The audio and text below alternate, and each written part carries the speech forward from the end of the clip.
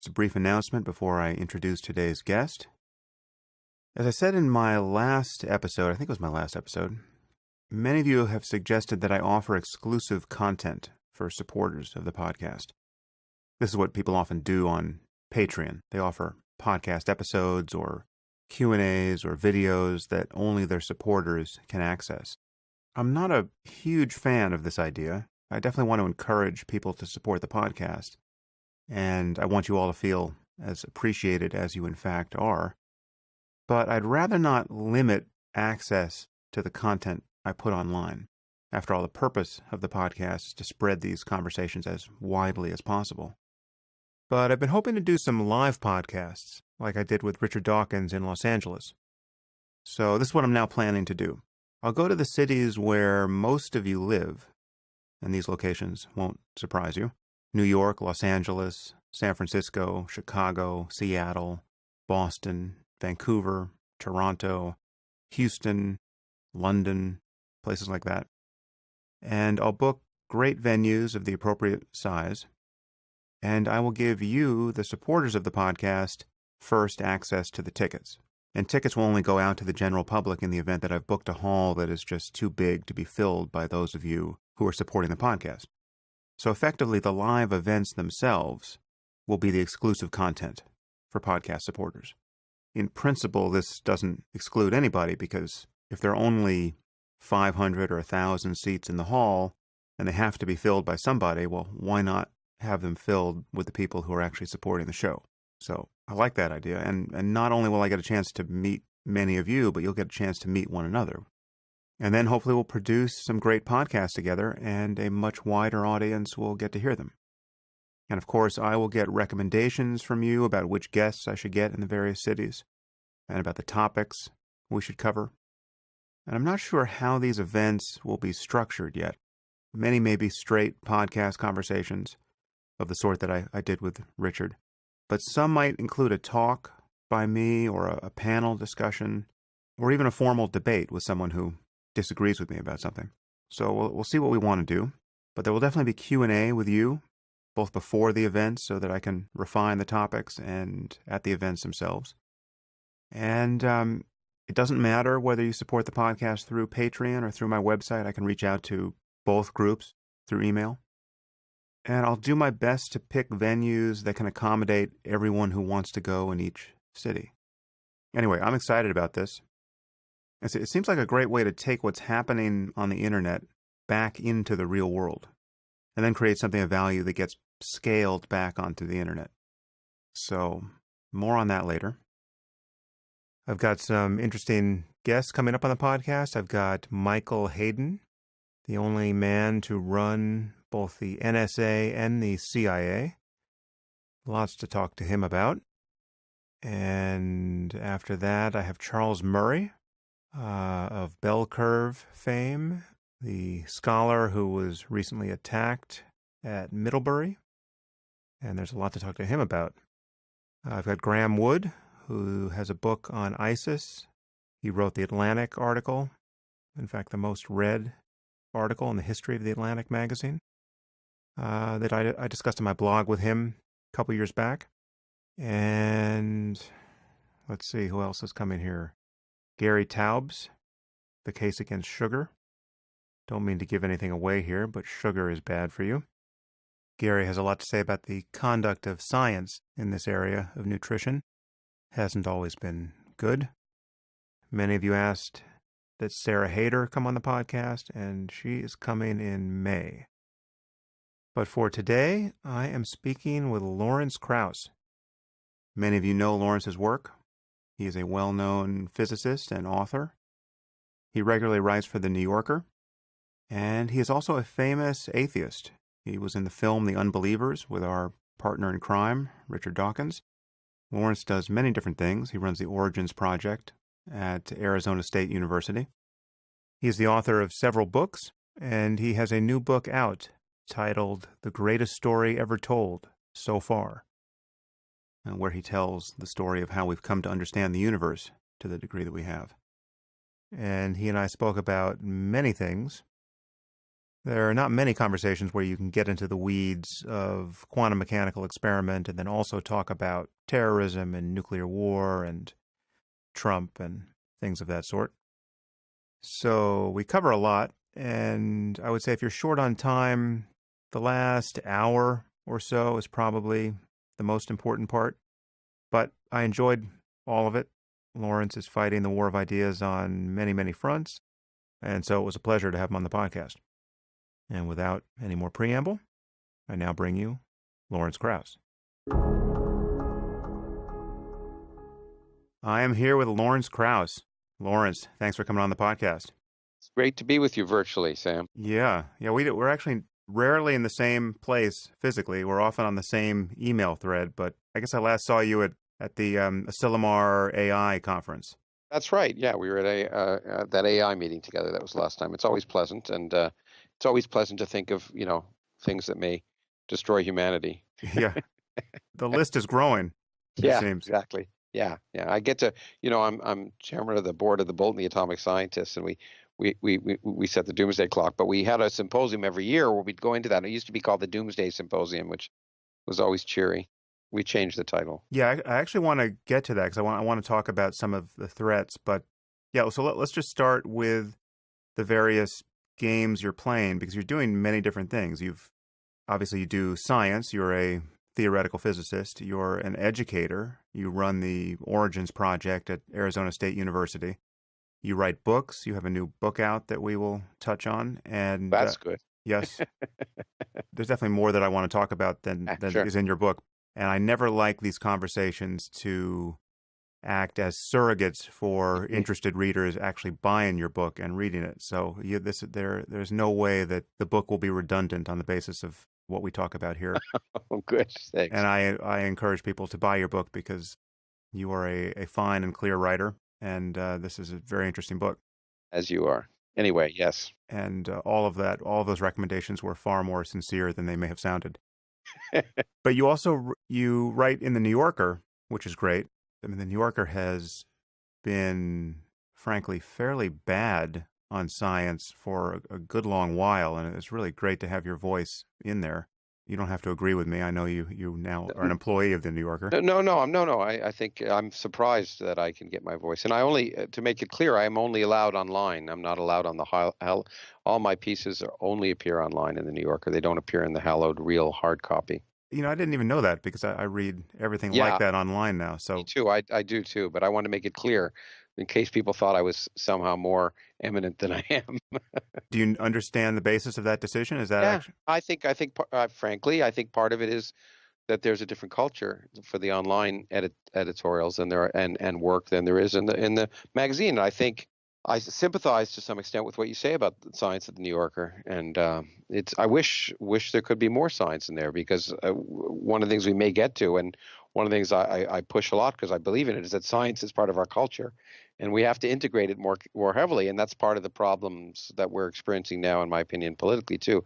And so, if to the extent that New Yorker is kind of a magazine of culture, the fact that science, there are profiles of scientists periodically, but it's not, it's not treated as the same kind of, hey, interesting cultural aspect as movies or, literature or whatever. So I wish it was. Yeah, well, there's that problem. There's just the problem of there not being enough science, or science not being viewed as sexy or as culturally relevant as the humanities. But there's also just the problem of scientific error and anti-science being propagated. Which is surprising. The errors are always surprising because one thing I found about the New Yorker, and I'm probably jumping in away from where you wanted to go. No, but I'm happy to. But one of the things I've found is that, I write for them. They edit more heavily and fact check more carefully than any place I've ever written for. And so it is surprising in some sense that scientific error. I mean, pseudoscience and anti-science is different. I mean, they can have a slant. Yeah. And and that slant occurs a lot among certain people, especially in the humanities, for various reasons, which you might get into. But so I can understand that, but it's sad when scientific error gets into. Yeah, and then you also do debates, as I occasionally do with religious crackpots of one flavor or another. So this is just a question about how you divide your time, because it's not even clear to me how much each of these boats you're rowing in gets your your weight. How would you describe what you do on a weekly or monthly basis? Yeah, well, I wish I had a strategic plan and I did divide my time strategically. I don't. I tend to just sort of be doing something and I like first of all, I like to juggle lots of things and I think it's basically because I'm frankly lazy. I think if I'm not occupied, I tend to do nothing. Hmm. And but what I do is I tend to focus on one thing. Sometimes because I'm angry. I mean, sometimes because I get emotional about it if I'm writing or agree to do a debate or stuff. But I and then I'll move to something else. So I if I'm excluding something, if I'm not doing science for a while, I kind of feel like a fraud. Uh, uh, I just try and balance it, but there's no real plan. I just do as many things as I can do because, frankly, because I enjoy doing all of them, Hmm. and I think, and that's really a point that that I think is really important to stress that I do science like many scientists, not because I'm trying to save the world, but because I enjoy it, and the same reason I write and do other things, but also because in my own personal perspective, I think something is worth doing. If it takes time for something else, if I think it has some background importance, I think it's worth. I do that, and to some extent, maybe it's a kind of guilt, also, frankly, Sam, in the sense that the physics I do is very esoteric in general and quite abstract, and I think it's profoundly interesting because it addresses these fundamental questions about our existence. But from the perspective of touching daily the lives of people or in an immediate way improving their lives, it doesn't. And so I think part of the reason I get involved politically and and socially is to some extent to make up for that aspect of my life, if you understand. And so I think that's why I jump around. But yeah, I've a lot of hats and sometimes too many. There's no doubt about it, especially too much travel. But I think but what I try and do is to go from one thing to another intensively. And I don't know if you've had this, but it's true. I did just finish a book, and I find after the book is done, as I'm talking about it, I have no memory of writing it for the most part, and I wonder how the hell I did it Yeah.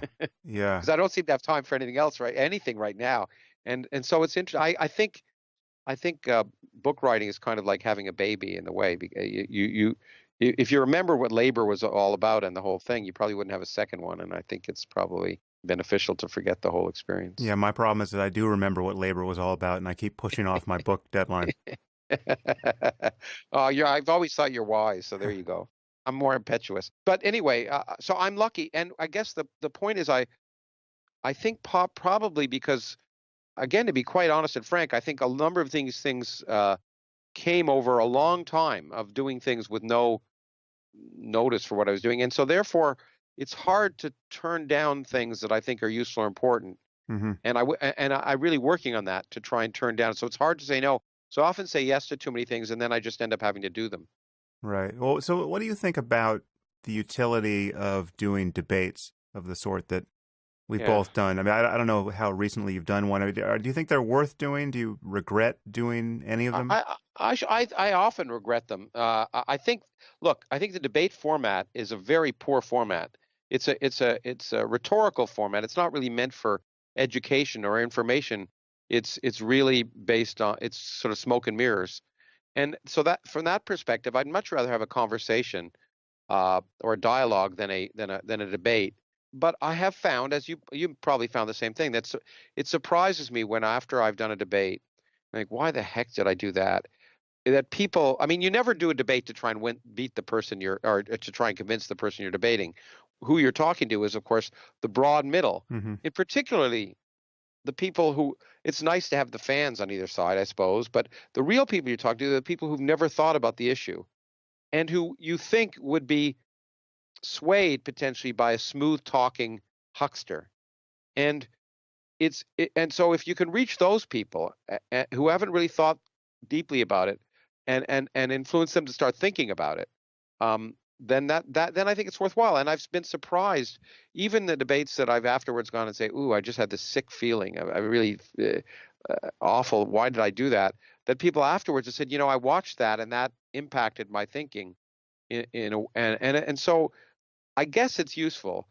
The big problem is that there are people who want to debate people with a relatively high profile, say, because of course when the minute they're on stage with you, they get a validation Mm. that they wouldn't have otherwise. and it's hard to know how to deal with that because you don't want to validate them. Often, and Richard Dawkins has done this often. He'll say, I refuse to even debate this person, and it's great then that a person goes on stage and has an empty chair and all that. But the way I sometimes try and get around it, and it's very difficult to be the bad guy on stage.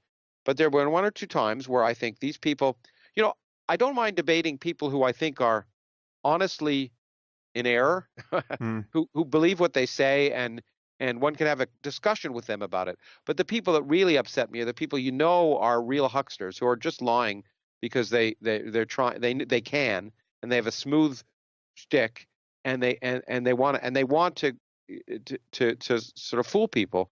And those people, what I've done in a number of debates, and it's not easy, is attack them, is basically point out how they're lying, and it's Mm. difficult to do, and because people are come to an event, they want to be people of goodwill, and they want it to be sort of collegial in that sense. And but sometimes I think it's important to expose that too. I did 3 debates with this guy William Lane Craig in Australia that I didn't want to do, and it was sponsored by a large scale Christian group, which is why I decided to do it, because I thought, here's a person who's not honest. I debated him as well. He really is just a professional Christian debater, and That's what he does, and he maybe he wants does to other be. things, but this seems to be what he does a lot of. Exactly. And what he does is he tailors his notoriety to the people he debates. So he Mm. wants to be at people so he can say, look, I debated X, Y, and Z. And I actually originally agreed only if they wouldn't put it online, because I just assumed that they would use it for that purpose. And then then they said, could we film it for our own archival purposes? And they were very nice people. It was a really nice religious group, I should say this. They were really earnest, and I said, "You've chosen the wrong person." I told them, I think you could choose more honest people, and we could have an interesting discussion about science and religion. Uh, but they did. And by the way, afterwards, I will tell you that they said to me they agreed they'd made a mistake. But what happened was, his people found out about the fact that things were videotaped, and then said I was censoring it. I didn't want the public to know Hmm. about it, so we put it all. It was just a typical kind of thing. But so I think those kind of things can be useful if if you can expose certain people and not take them seriously. And the other thing, I guess, one of the very first big debates I did was back, and what got me into that sort of area maybe was in the early days when they were trying to introduce intelligent design in the classroom, and the Discovery Institute was just beginning its efforts to try and do that in 2000 or shortly after. Hmm. And so the Ohio State School Board basically asked for a debate between these two guys from the Discovery Institute and me, and Ken Miller, who you may know is Yeah. a Catholic, a religious Catholic evolutionary biologist whose texts are used in high schools. And it was like 2,000 people attended it, as well as the school board. And it was really a very emotional event. But what I tried to say at that point was, this is inappropriate, because the problem with debates is it makes it look like he said, she said. It makes it look like there are two people with equally valid views who are discussing this, and it raises the profile of people sometimes whose views are nonsense.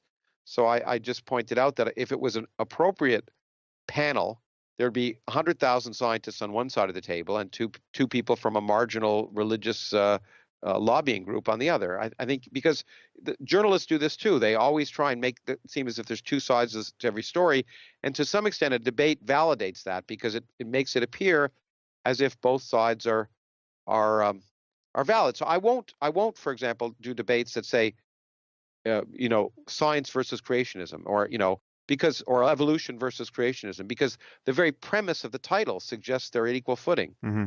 What I would, in the old days when I did more of those kind of debates, I would debate the question: should creationism be taught in science classrooms? And that's a question that I would have debate, but not, which is right, evolution or creationism, because there's no question of it. And I remember once I was doing debate in I think St. Louis with at the time the head of the Intelligent Design Network, who, by the way, was one of those guys who earnestly believed what he was talking about. He was deluded, but he was earnest. Yeah. And but the day before, they changed the title to evolution versus, creationism, which is right, or something. And I said I would back out of it, and the St. Louis paper had a big story about it. They changed the title back again. But I think it's really important, if we're going to debate, that we try very carefully to make it clear what questions are worth discussing and which questions are not even worth raising. Right. Right. Yeah, I think there are a variety of problems here because I mean, you've delineated it pretty clearly, but they're insincere performers where it's really, you can't even believe that they believe what they say they believe, but they are pushing a certain view for whatever reason. So that's the ultimate case where the person you're talking to is really unreachable, and you just have to decide whether it's worth trying to embarrass this person publicly Yeah. for some greater effect. Which reflects badly on you, by the way. Automatically, half the audience say, "What a prick that guy is." Yeah, yeah. You know. Anyway. But even when someone sincerely believes what they're espousing, it is, again, the optics are often weird because you're dignifying completely unjustifiable claims just by giving them a fair hearing in that context.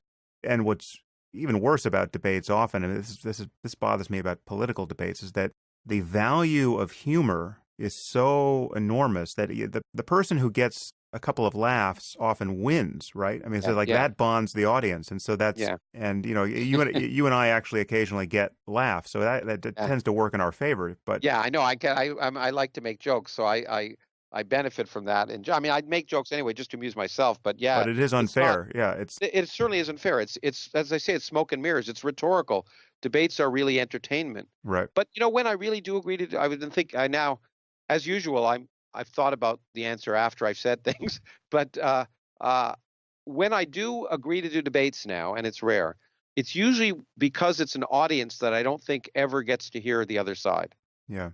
So I agreed to do this debate for this Christian organization, and I recently did a debate with for a Christian organization in Toronto with Stephen Meyer, who's another huckster from the Discovery Institute, and he has a PhD, I think, in history of science or something, and so he has the veneer of legitimacy, and but that was a Christian group, and then as you probably know, I've debated at least twice, and one time in a very emotional way, and in London, an Islamic group. And Hmm. I did that because I really thought that it's no, winning a debate isn't fun if you're really, I mean, if you're talking to people who sympathize with you already, it may be good for your ego, but it's not particularly useful. But if you can at least raise the questions and provoke people to think, and maybe there'll be two people in the audience who'd never even heard the counterpoint.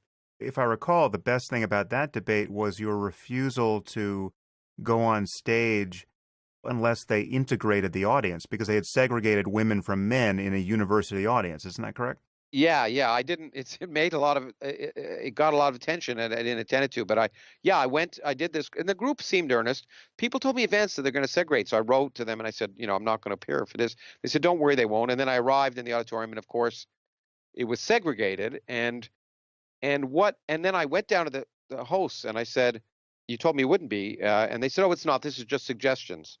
So Right. I went to the microphone and I said, it's just suggestions. You can sit wherever you want. And then two young men went to move into the section that was listed for women, and were about to be thrown out because of it. And then they called for me to sort of help them because the guys who were going to throw them out were pretty scary looking. And that's when that was sort of the straw that broke the camel's back. And that's when I bet down and said, I'm not doing that. I can't. And then what happened, of course, is nowadays you can't do anything about someone filming it, and someone in the audience had a camera, and it really, as my friend Steve Weinberg, who's an atheist, would say, I was doing God's work because it turned out to have a really good purpose in the end. So this person filmed it, and of course I knew, while I was half hoping the debate wouldn't happen, I knew they'd put too much emphasis and publicity in it not to have it. So they desegregated the group. Mm.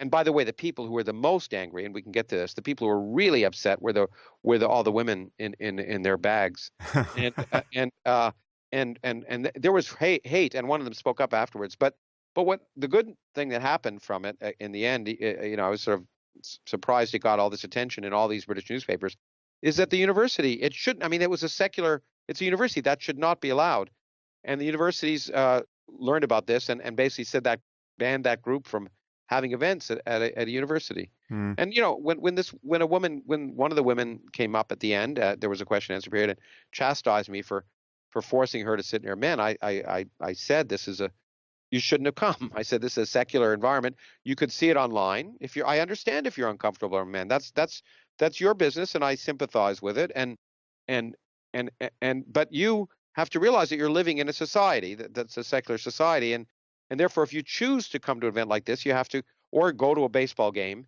you might be subject to sit next to men, and moreover, if you didn't like it, you could have moved. All the women in their bags. Let's hear about that on Twitter. Yeah, yeah, I know. Yeah, I'm making friends left, right, and center as we proceed. Anyway. Let's touch your book briefly, only to move on to more controversial topics. But your book is really this great history of the development of our understanding of the cosmos. At one point, you debunk the great man portrayal of science, this idea that, one lone genius goes into his room and comes out with a change in our scientific worldview. But you can't help but tell the story in terms of the contributions of the most famous scientists and Yeah. how they have changed our worldview really in these punctate ways. There are some cases where the caricature is true. I mean, Newton is pretty close to that, where he went into his room to avoid the plague for about 18 months and came out with calculus and the laws of motion and universal gravitation and the field of optics. And Well, yeah. Well, Newton is an anomaly in human history. I mean, he would not have survived today. I mean, he was a crazy man. say more about that. He would have been hospitalized. He spent very little time on physics. Most of the time, he was decoding secret messages from the Bible, Hmm. which he felt were given only to him, and the rest of his time doing alchemy. He was far more interested in those subjects. And I think I said the other day that, if only he'd spent more time in physics, he could have been famous. But he was obsessively solitary in many ways. He never, to the extent we know, he never was with a woman in his life, or a man, as far as I know. And he was a very remarkably interesting character. And one of those people, some of my friends who are distinguished physicists, we point out that when you read certain people's work, like for example Einstein, who's obviously a great physicist, you can say to yourself, I see how if I was thinking along those lines, I could have gotten to where he got. Hmm. But there's some people like Newton that it's just a mystery. I mean, it's just like, where did this come from? And he really was an anomaly. And again, one of the things I try and point out there to get back to the religious thing a little bit is that people often point out to me, they say, well, Newton was religious, and Darwin initially was religious, and my point in counterpoint to that is that of course they were, because that's the only game in town at that time. The church was the National Science Foundation of the 15th, 16th, 17th centuries, and you couldn't go to university. All universities were religious. So the fact that scientists were religious was not surprising as a product of their time.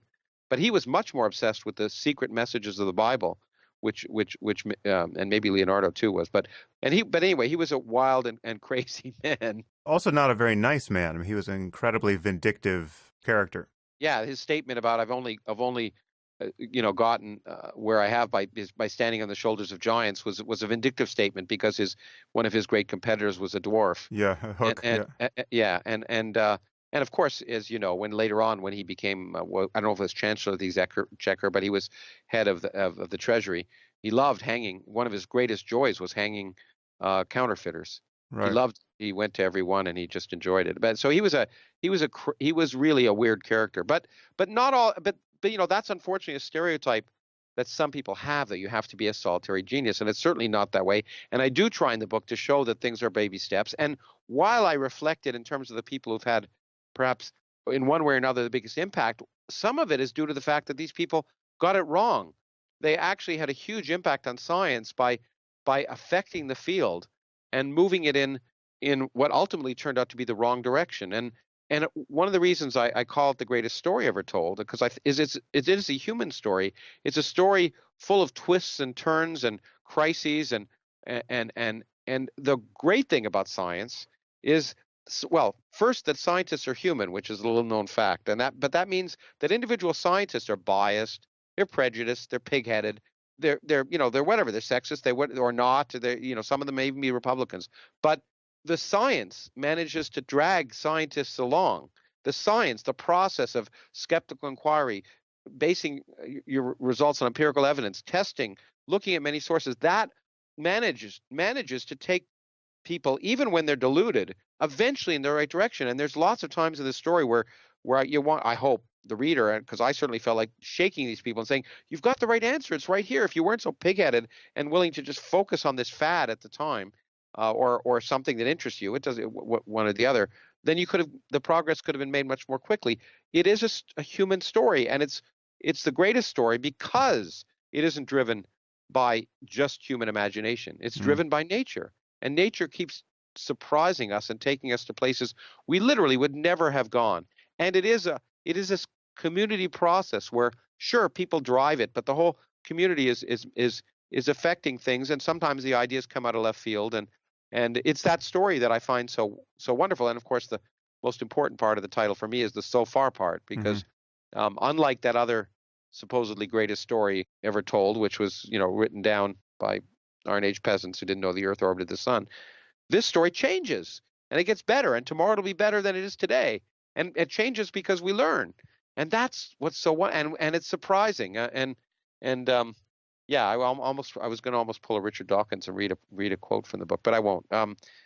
It's just it seems to me you have a choice when looking at this human story in the universe. You either put us in the center because it makes you feel better, or you're willing to say the universe evolves it sort of independently of us.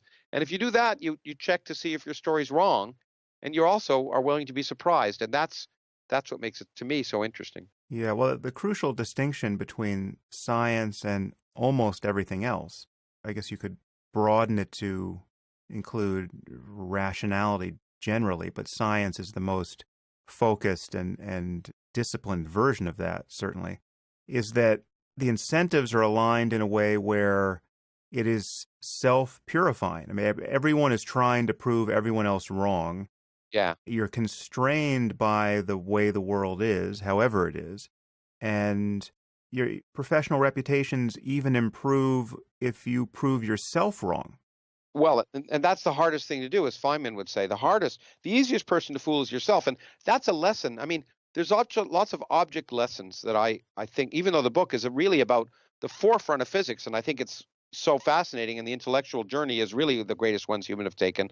But but I think it has moral, or at least object lessons, not moral lessons, but object lessons for everyday life. And one is that the person you have to question the most is yourself, because you're the easiest person to delude. We all want to believe. Yeah, but the crucial difference here between, like I said, it's often pointed out, as you said, that scientists are merely human, they're biased, they succumb to wishful thinking, and there's even scientific fraud occasionally. Yeah, sure. But the antidote to that is always more science, better science, other scientists getting involved, that kind of self-purifying Self-corrects. context of, Yeah. of scientific discourse.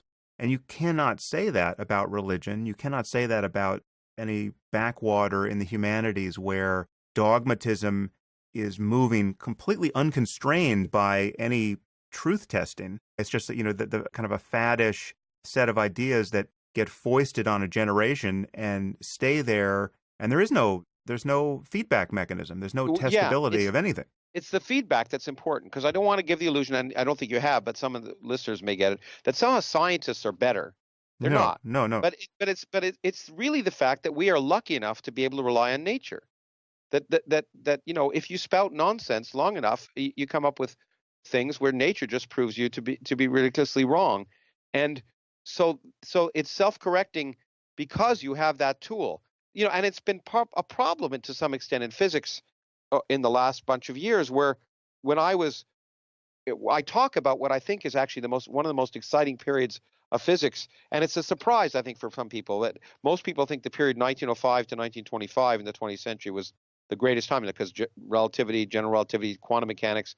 But as I point out, the period from 1955 to 1975, which is largely unheralded now, may in the future, by historians of science, be viewed as one of the most revolutionary periods of the 20th century, because we went from knowing, one force in nature to understanding three of the four forces and understanding the fundamental mathematics that was behind that. But it occurred because of the fact that nature kept pushing people in the right direction. That there was a lot of misconception and other things, but the experiments were driving things. And one of the concerns for some of us, and one of the reasons I'm labeled somewhat incorrectly as a critic of string theory, Hmm. is that there was a period in physics of almost 50 years, 40 years, where where accelerators weren't giving us information about where our theory should be going. And as I used to like to say, under sensory deprivation, you begin to hallucinate, and that's fine. I mean, I get paid to hallucinate. But what used to decide what was great physics was it right, and it still should, and it still does. But for a while, what was making the decision was: is it elegant? Is it beautiful? Yeah. Is it complex? And many of us were concerned because those are the same kind of requirements in some areas of, say, literary deconstructionism that are similar, where the internal complexity of the argument makes it seem as if it's somehow better, and that's a worry. And physics thrives, as all of science does, when experiment thrives, and when it drives the discussion. And of course, we're in many ways living in a golden era, because every time we open a new window on the universe, we are surprised. Let's touch that topic briefly. Do you think that string theory is a dead end that has captured the attention of a generation of physicists, or are you No, still no, hold out I don't hope think for it's it? a dead end. No, I don't. Well, I don't think it's a dead end. It's very well, string theory was very well motivated in where it came from. It just had pretensions which haven't been met, and it has not. I repeat, it has not been successful in doing what many people thought or claimed would be possible in the 1980s, that we would have a theory of, quote, everything, which even then was a poor name because it was a theory of very little. But it would, it would have been of fundamental importance to have a theory that unified quantum gravity with quantum mechanics and the other forces. But it hasn't done that, and it hasn't demonstrated that has any direct relevance in its original form to the real world. In fact, strings aren't even this most significant thing in string theory anymore. So it's called M theory, because Mhm. now these things called brains are important. Now, all of that should not be argued against it, in the sense that when you're doing physics at the forefront, it's difficult, it's complex, and what's most important to realize is you're often wrong. And the people who've been working on are many of them very bravely trying to do the right thing. They're trying to understand the theory and get it to apply to the real world and see if it makes predictions that are useful. So it's well motivated, but the problem is it did get an incredible amount of hype, and indeed draw many people into the field, when it was much more heat than light, in my opinion. Now, string theory mathematically has produced incredibly interesting bits of mathematics, which have not just been interesting to mathematicians. It has driven fields of mathematics forward Mm. in profound ways. But the tools that have been developed in string theory have been used in other areas of physics to great effect to try and solve problems that could not be solved otherwise. So it's had utility. It's not, but what it hasn't done is demonstrate that its original purpose is validated. But that's okay, because when you asked if I had a hope, I think most ideas are wrong. That's why anyone could do it if it wasn't that way. And so most of my ideas have been wrong. And the nature gets to choose. And so the likelihood that any proposed theory in advance is right is very small. And people should recognize that, especially when they read the papers, because the newspapers try and be largely at the fault of universities to some extent, who try to publicize work and therefore get grant funding or other things, make every new little development sound like it's the next Einstein and it's revolutionary and it's changing everything. And most of the time it's wrong. And what sort of upsets me is not only do the newspapers get hooked into basically becoming public relations outlets for the universities, but when it's shown to be wrong, it's not discussed later on. And then people will later on read another article with sort of a new theory that disagrees with the other one. And the sense is that science has no objective reality. And that's a real problem. One of the things, there's a few things I try and talk about at length in the book, and one of them is the big misunderstanding that scientific revolutions do away with everything that went before them. And that's Mhm. exactly wrong. That's exactly wrong. What's true today will be true in the future. What survives the test of experiment today will have to be a part of whatever theory there is in the future. And so, that people now think, well, everything we think today is going to be proved wrong, so why should I learn science? And that's part of this problem, which I'm sure we'll get to, which is this alternative facts. It's like, well, it's just it's going to be proved wrong. I have my own set of facts. You have your own set of facts. And what they don't realize is that science is not a set of facts. It's a process for discovering facts. And I'll be a little self-serving, but I really believe what I'm about to say, that I think one of the things I think is important in my book, that I try and do indirectly at least, and in my lectures I've been doing it more directly, is that there's an object lesson that science, the process of science, showed us that the universe we see is an illusion. It's a complete, at a fundamental scale, it's a complete illusion. And it cut through the layers of illusion by using this scientific method. Mm. And I think that is an essential tool that we need in our society today to cut through the illusion that we're seeing in the political world, to cut through the nonsense and garbage. Part of the problem is we teach things like science in schools as if they're a bunch of facts or a bunch of things you have to memorize, instead of teaching science as a process and driving students' inquiry with questions rather than answers. So I think there's a real, if people ask me, how can we overcome the alternative propaganda we're seeing in Washington? Part of it, I think, has a very deep root in our educational system. And I think while of course we need to resist and combat in a very real way and speak out and write and etc., I think we have to look at the educational system and hope that we can train children differently. Because when I was growing up, schools were repositories of information. But right now in my iPhone, I have more information than I could get in any school, but I also have more misinformation. Hmm. And what we have to train students to do is to develop a filter. And for me, the scientific method is a wonderful filter. And that's the kind of thing we should be teaching them in school, so that when they become adults, they're able to deal with a world in which they're going to be barraged by much nonsense, or maybe more nonsense than sense, and they have to be able to make sense of that. You just covered a lot there, which is really important. So I want to pick up on a few things you said.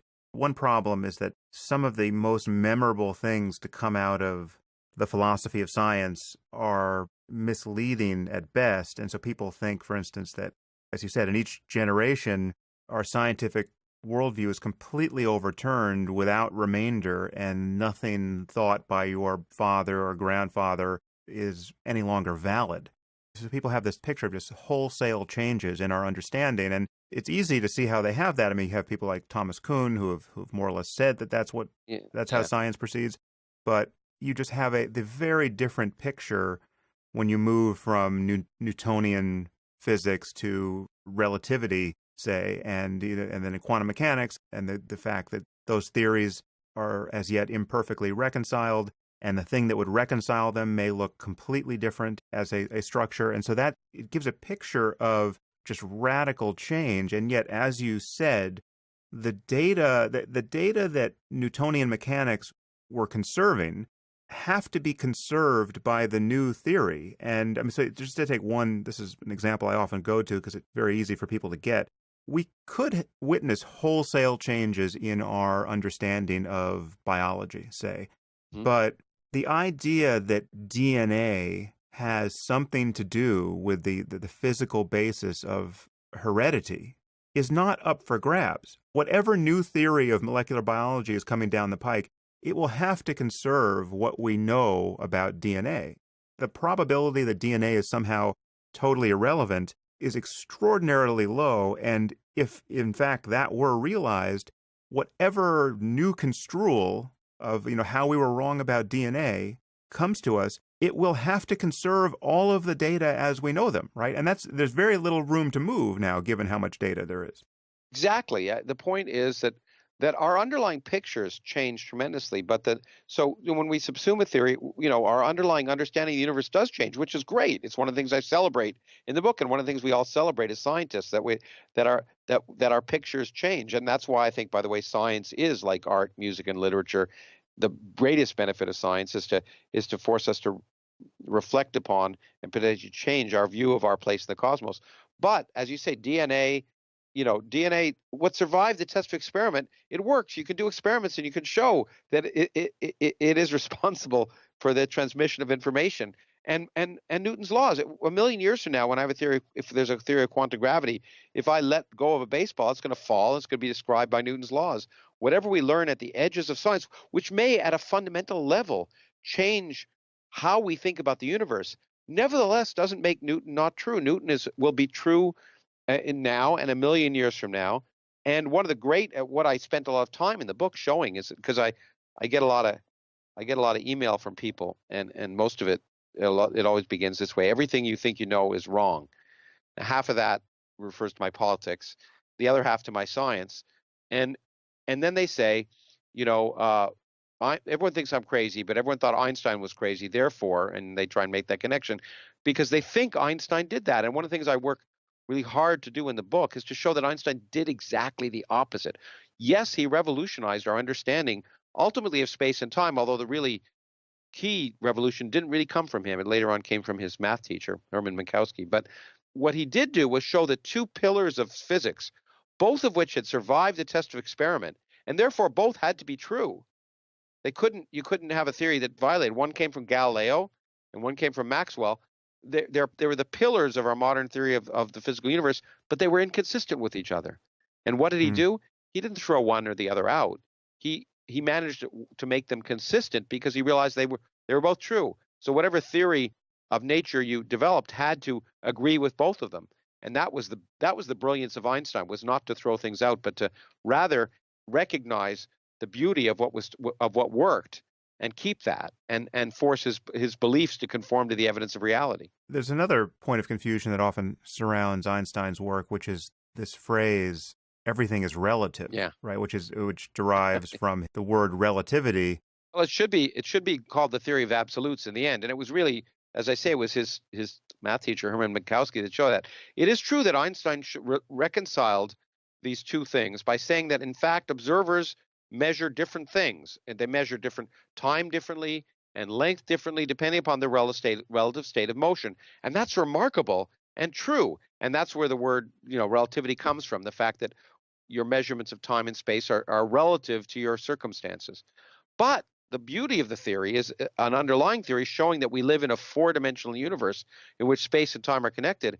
And in the underlying theory, there are things that are absolutely conserved. In fact, there's something called a four-dimensional space-time length, which is invariant for all observers.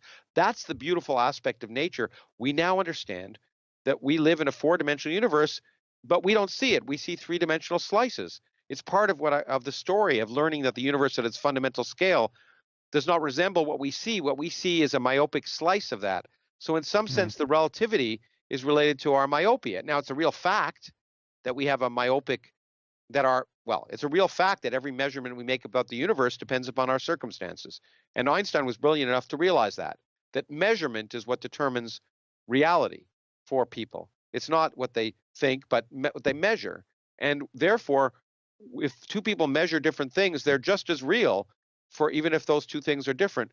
But the underlying reality shows that those two very different things are different sides of the same coin. And that's the other, in my mind, a much greater hallmark of progress in science than what Kuhn might have talked about. The real great hallmark of progress in science is when two things which on the surface seem very different are shown to be different reflections of exactly the same thing. Hmm. And that, at least in physics, and it may not be so much in biology, although that's what Darwin did too, in a sense. So he showed that the diversity of life came from simple beginnings and in a very well-defined way. But it's the beautiful aspect of that, discovering that these things that look very different are really the same, that is the hallmark that I try and talk about from Maxwell through Einstein and then Feynman and then right to the discovery of the Higgs particle. There's a there's a beautiful continuity that you can ask, when has progress been made? And pretty well universally, that's an indicator of it in my mind in physics. There is a tension, however, between a merely operational view of scientific theory and a realistic picture of the way the world is. So, one thing that I think people find troubling is that it's easy to talk about these different ways of describing reality, Newtonian, relativistic, quantum mechanical, and if they all have their utility, at certain speeds, at certain Yeah, scales, but they all suggest a very different picture of what's actually going on. And like in quantum mechanics, you have the many worlds view, you have the Copenhagen view, you have other views which suggest a radically different picture of what's going on, and yet you're using the same equations to make the same predictions and account for the same measurements. I mean, there's a yearning, and I think this yearning must be shared by most physicists, to get past the merely useful, merely instrumental, merely, yes, we have made a measurement, to what does reality actually look like? Doesn't it matter to you whether the truth is that there are a functionally infinite number of copies of ourselves having more or less identical conversations in parallel universes, or something that doesn't entail that at all, which conserves the data in the same way? well, that's a really good question. I think a lot of it comes from in my opinion, a misunderstanding of scientific truth. Science proves absolutely what's false. It doesn't prove absolutely what's true. Science presents models of reality, and those models get better. While we tend to often equate the model with reality, it's dangerous to do that because there's no scientific theory, and one thing string theory wanted to do was be different in this sense. But it's really important to point this out. There is no scientific theory that's absolutely true. Our best theory of nature right now is something called quantum electrodynamics. It allows you to compare predictions to observations to 14 decimal places. There's nowhere else in all of science you can do that. But that theory only applies over some small scale, not that small, but some limited scale of of length and time in nature, and it breaks down and it has to be replaced by another theory, Hmm. the electroweak theory, which is it unifies electromagnetism with this weak interaction. And so we have to realize that mathematics may be the language of nature, but it's a great way to model nature, and it works. That's why we use it. I mean, that's ultimately the result. Is the reason we use mathematics is not that we necessarily have we like it more than English, but it works and English doesn't. But there are certain areas where we have to recognize that model takes us well beyond the things we can intuitively understand. And in those cases, we all create pictures for ourselves because we use them to guide us. And sometimes our intuition's better than others, and that's happened with scientists too. Um, but things like quantum mechanics, for example, all of these different quote unquote interpretations, in my mind, suffer from the fact that what they're trying to do is explain a universe that at its fundamental scale is quantum mechanical in terms of a universe that we experience, which is classical. And any classical interpretation of quantum mechanics is going to be incorrect at some level. It's going to, as my late friend Sidney Coleman, who was a brilliant physicist at Harvard, used to say, we shouldn't be talking about the interpretation of quantum mechanics. We should talk about the interpretation of classical mechanics. Because the quantum mechanics is the way the world works, as far as we can tell. Now, we may be wrong at some scale. Maybe quantum mechanics may break down, but no one's seen any place that happens. And so the world really is quantum mechanical, and classical mechanics arises in some sense as this illusion, once again. And to try and impose this illusion on the fundamental world the way it may work is to always produce descriptions that seem crazy at some sense and are limited at some sense. And that's true not just for quantum mechanics, but that's, as I say, that's the reason we always have these myopic views. So I'm worried, of course, what I want to do is get a better picture of how nature works. But do I ever have the expectation that I'll have a complete understanding of how nature works? Not at this point, nor do I need it. It's not so much the dissatisfaction that comes with incompleteness. I guess it's the dissatisfaction that comes with two equally valid, in the sense that they conserve the data, pictures that are totally irreconcilable. They're not irreconcilable in terms of measurements because the measurements are the same, and they're not irreconcilable in terms of the math because the math is the same. But the picture you can get from, so to take one example that you actually do at least act like you have a dog in this particular fight, the measurement problem, right? So people have traditionally made much of the fact in quantum mechanics that a measurement is what collapses the wave function and constrains reality, and a measurement is poorly defined in science, and a measurement has traditionally been taken to entail the conscious attention of a sentient being like a physicist. So you have people, and you name him, this is someone I've debated, Deepak Chopra, running Yeah. around saying that science has proven that your consciousness is at this moment in collaboration perpetually with the universe to define its character at the most basic level. And you can find physicists who have PhDs who will stand up and just sign off on his physics. Having a PhD doesn't mean anything. You can find people with PhDs who say the Earth is flat. People should realize that. That's really important, that you can always find a scientist to validate any idea. And by a scientist, I mean someone with a PhD, to validate any idea, regardless of how crazy. I totally take that point, but just to defend Chopra a little bit, which I'm Yeah. not in the habit of doing, if you roll back the clock just a little bit and you go to the patriarchs of the discipline, people like Niels Bohr, Yeah. he said many things that were in line. I mean, the whole Copenhagen interpretation originates there, right? There was a lot of mysticism creeping into physics in the first There part of has it. been. And that once again, one needs to dissociate physicists from physics in a sense that one of the things I also object to, and not in your case, but often when I'm debating theologians to some extent, and sometimes philosophers, or I'm having discussions, is they quote authority. They say, "But look, Niels Bohr said this," and but the point is and Einstein said this, but the point is Einstein was wrong. It's fine that he said it, and he was a great physicist, but people can be wrong. And I think that the things that you said a key point, that these two views that are utterly irreconcilable and utterly different, both seem to apply. Doesn't that bother me? Well, the point is, again, to use my Einstein example, is if they seem utterly irreconcilable, it's more likely, in my opinion, a product of our limited imagination and understanding. And if we had a better understanding, then those two seemingly irreconcilable pictures, which both seem to work, would be seen as not irreconcilable. But you're absolutely right that, well, I mean, and Deepak, who I like, made fun of, although I think he's actually a very pleasant fellow when you talk to him. He's not always that pleasant. Yeah, maybe not. But he certainly wants to be liked. He wants to be respected, which amazes me. And I often say to him, just stop saying what you're saying. It'll be a lot easier. But And take off the rhinestone glasses. yeah, maybe that. Okay. Oh, well, I'm not going to make a fashion statement. I'm sure people can make fun of what I wear.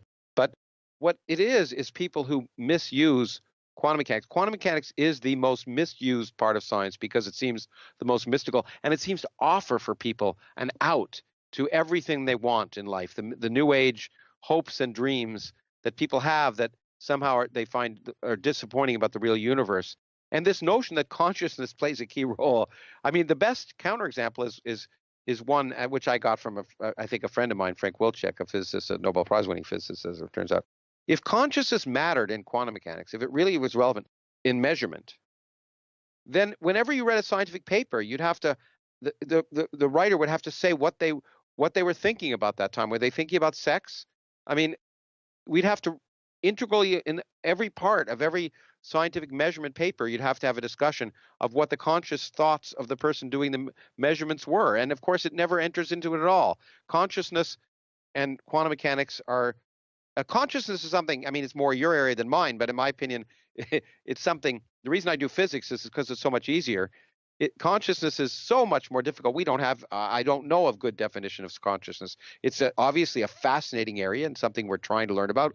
One of the reasons you and I were probably at the AI meeting is that maybe we'll learn from AI what consciousness is, but it's something it's ill-defined, and certainly something that plays no role at this point in physics, because physics is just so much more pedestrian. So then what is an observation from the point of view of one who is collapsing the wave function in a quantum mechanical sense? Well, I mean, you can call it collapse of the wave function. An observation, if you wish, is something that just whatever I'm going to say is going to be either jargon filled or limited, because of course the English can't correctly capture all of the mathematics, but it is something that destroys what we would call coherence. It's something so that the weird thing about the quantum mechanical world is that many things are happening at the same time. Many contradictory things are happening at the same time. Things which shouldn't be possible are happening at the same time. Particles are spinning in many different directions at the same time. And the actual state of the particle is what we call a coherent mathematical superposition of all of the different possible states that the particle could have. Actually, Lawrence, I think we may be assuming too much of our listeners in terms of being aware of this particular experimental result. So I guess the best way to frame this is to talk about what is seemingly spooky about something like the double slit experiment, like that matter can behave differently when it's constrained, when you have information about how it should be behaving. A good point. And that's why I spent a fair amount of time in the double slit experiment, which was, at first developed by Thomas Young. I mean, some of these guys are amazing. You kind of wish you lived in a different era, because Thomas Young helped decipher the Rosetta Stone. He was a doctor. He developed the concept of energy. I mean, these people just seem to do so much, and maybe gentleman science, yeah, maybe it was low-hanging fruit. It was an easier time, one hopes, but they certainly seem to do so much more than we do now. But But the double slit experiment is something I spent a lot of time in the book about because it demonstrates most explicitly the seemingly nonsensical nature of quantum mechanics. That a wave, if I said a wave, and many kids have done this in high school, you put a wave moving with these wave fronts that are parallel, and you have it go through two slits, you get this what's called an interference pattern. And it's the reason why concert halls have lots of things jutting out and otherwise, because in this interference pattern, there's regions where, say, if the wave was a sound wave, there'd be lots of sound, and there are regions where there'd be no sound. And if you didn't have a well-designed concert hall, there'd be seats that you wouldn't want to pay for because you couldn't hear. And so there's this interference pattern, and it's very different. If I took a machine gun towards and was shooting at a wall, but first shooting through a screen that had two slits, clearly behind each of the two slits, there'd be lots of holes in the wall where the bullets hit. But if I sent waves through there, in fact, there'd be lots of different places where in this case, let's say where the wall would light up when a wave hit it. There'd be a whole series of regions where not just the two places behind the slit where the wall would be excited. I just want to see if I can make that a little more explicit. So you're picturing a wall with two openings in it, two slits.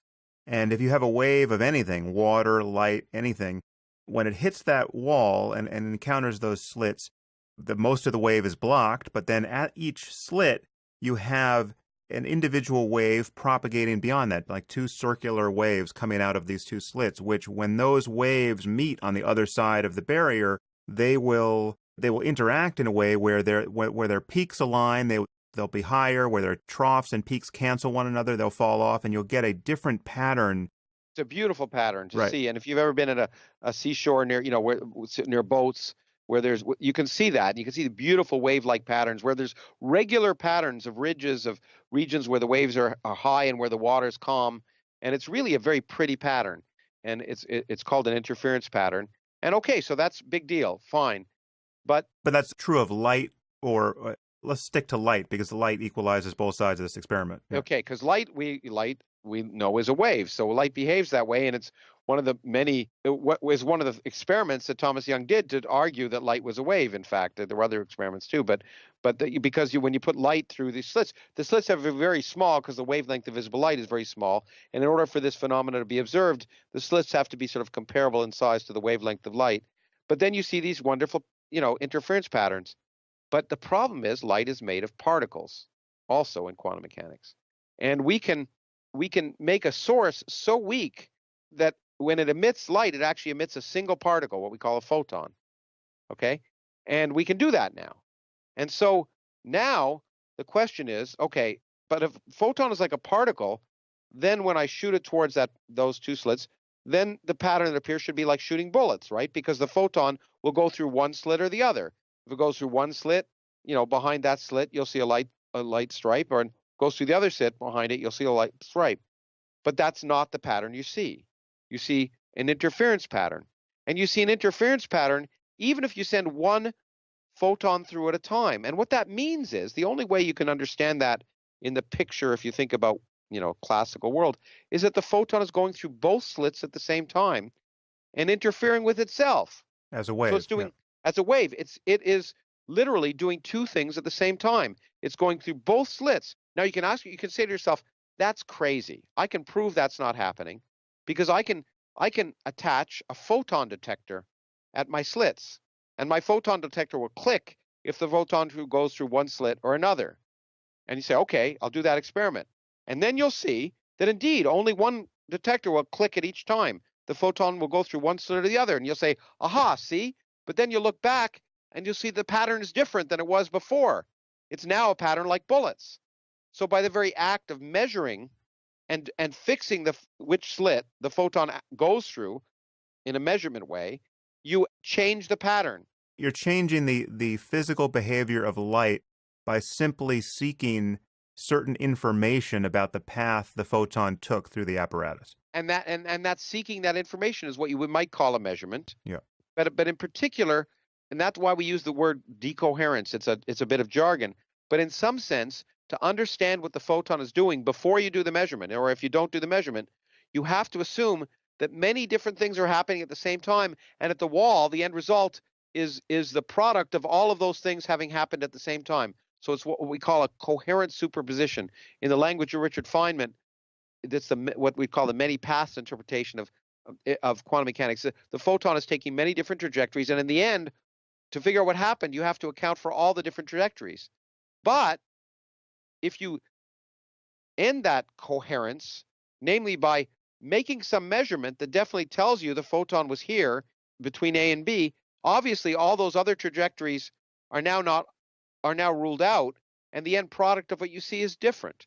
So a measurement effectively involves what we call decoherence. It involves forcing the system to not be a coherent superposition of many different possibilities, but really being in only one of those possibilities. That's why the classical world makes sense, because when we look at a ball or a clock or anything, it's always in a specific configuration. So it seems so crazy for us to think that at a fundamental level, things are doing many different things at the same time. It seems absolutely insane.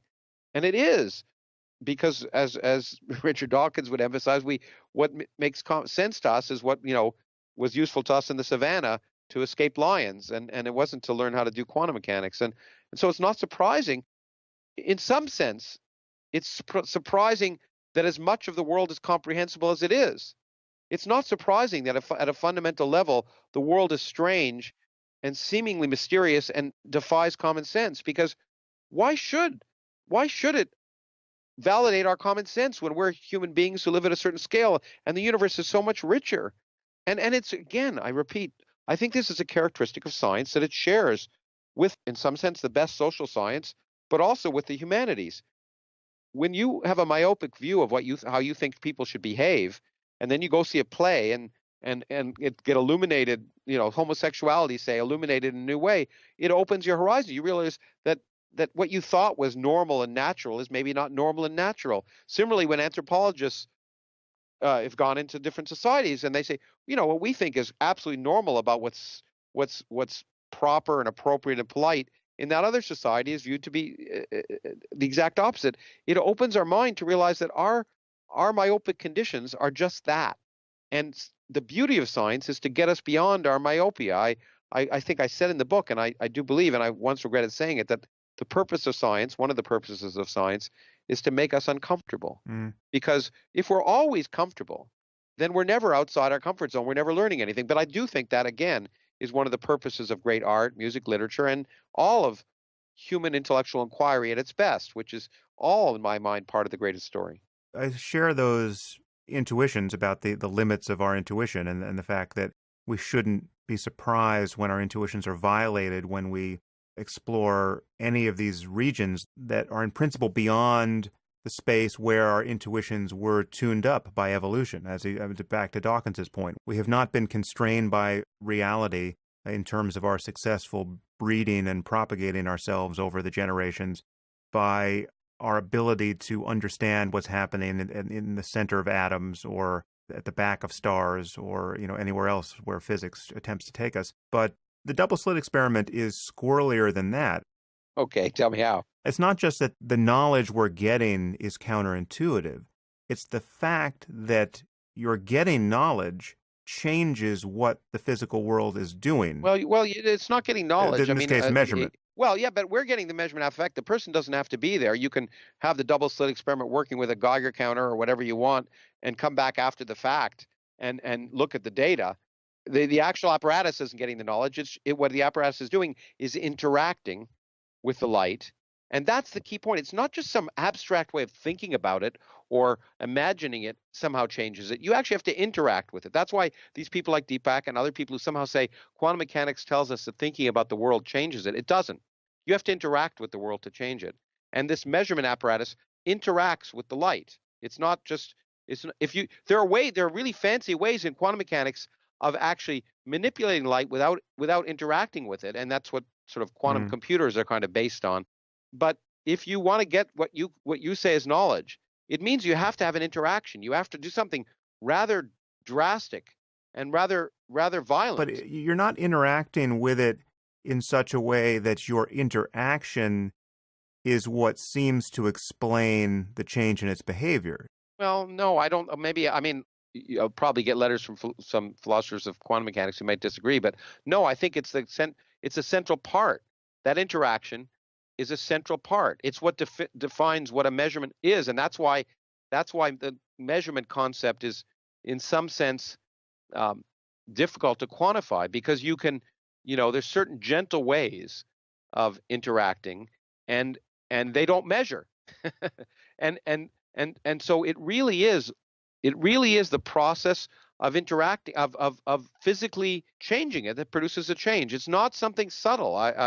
That's very important. To flip this around, that's not the case with something like the uncertainty principle, right? Because the uncertainty principle is sometimes described as, this is Heisenberg's uncertainty Yeah, principle, you can't know the position and momentum of a particle at the same time, or perfectly at yeah, the same time. The more you know about position, the less you know about momentum. yeah. This is often described as a consequence of the fact that you have to interfere with the particle in Well, order to know any of those things. yeah. Well, now that's a good point. And that's And not the case. Heisenberg, it's not the case. And I don't know if Heisenberg was the first person to use that example. That indeed you can give pictorial examples to try and understand the Heisenberg uncertainty principle by saying that, if you want to measure something carefully, you have to use light of a very small wavelength. But light of a very small wavelength has a very high energy, so when it interacts, it'll change the energy or momentum of the system. And so it's kind of a nice heuristic argument, but you're right, it doesn't completely characterize it. It doesn't involve measurement. It's an inherent property of the system that there are certain quantities that do not take precise values at the same time. And that's, I tried to get out of the word measurement, Right. that do not occupy, even in the quantum mechanical world, precise values at the same time. So just to be clear about why I even brought that up, I know you're clear about it, but again, these are highfalutin issues, and we are audio only, so we have to keep our listeners along with us. Your listeners should know I'm waving my hands Yeah. at every instant. Yes. So with the uncertainty principle, it's not a matter that your looking requires that you meddle in such a way that you physically contaminate the system. It is a fundamental intrinsic property of the physical systems that It is an essential property, and I use it. there's uncertainty about. The more you know about momentum, the less you know about position. Well, it's not, again, I don't like using the word no. It's a property that a system can be prepared in a state of specific momentum. But if it is, then that quantum mechanically, but if it is, then its position will be spread out. Right. And or a system can be prepared in a specific position state where its position is well defined, but if it is, its momentum will be spread out. And I actually try in the book to I do some graphs that I think give a pretty good sort of heuristic understanding of where that comes from. But it's an essential part of, actually, one of the neatest parts of the modern world of physics, and essential part of the story that I tell. Because what I often say now is that quantum mechanics is like Washington or corporate America, which in this case are the same thing now.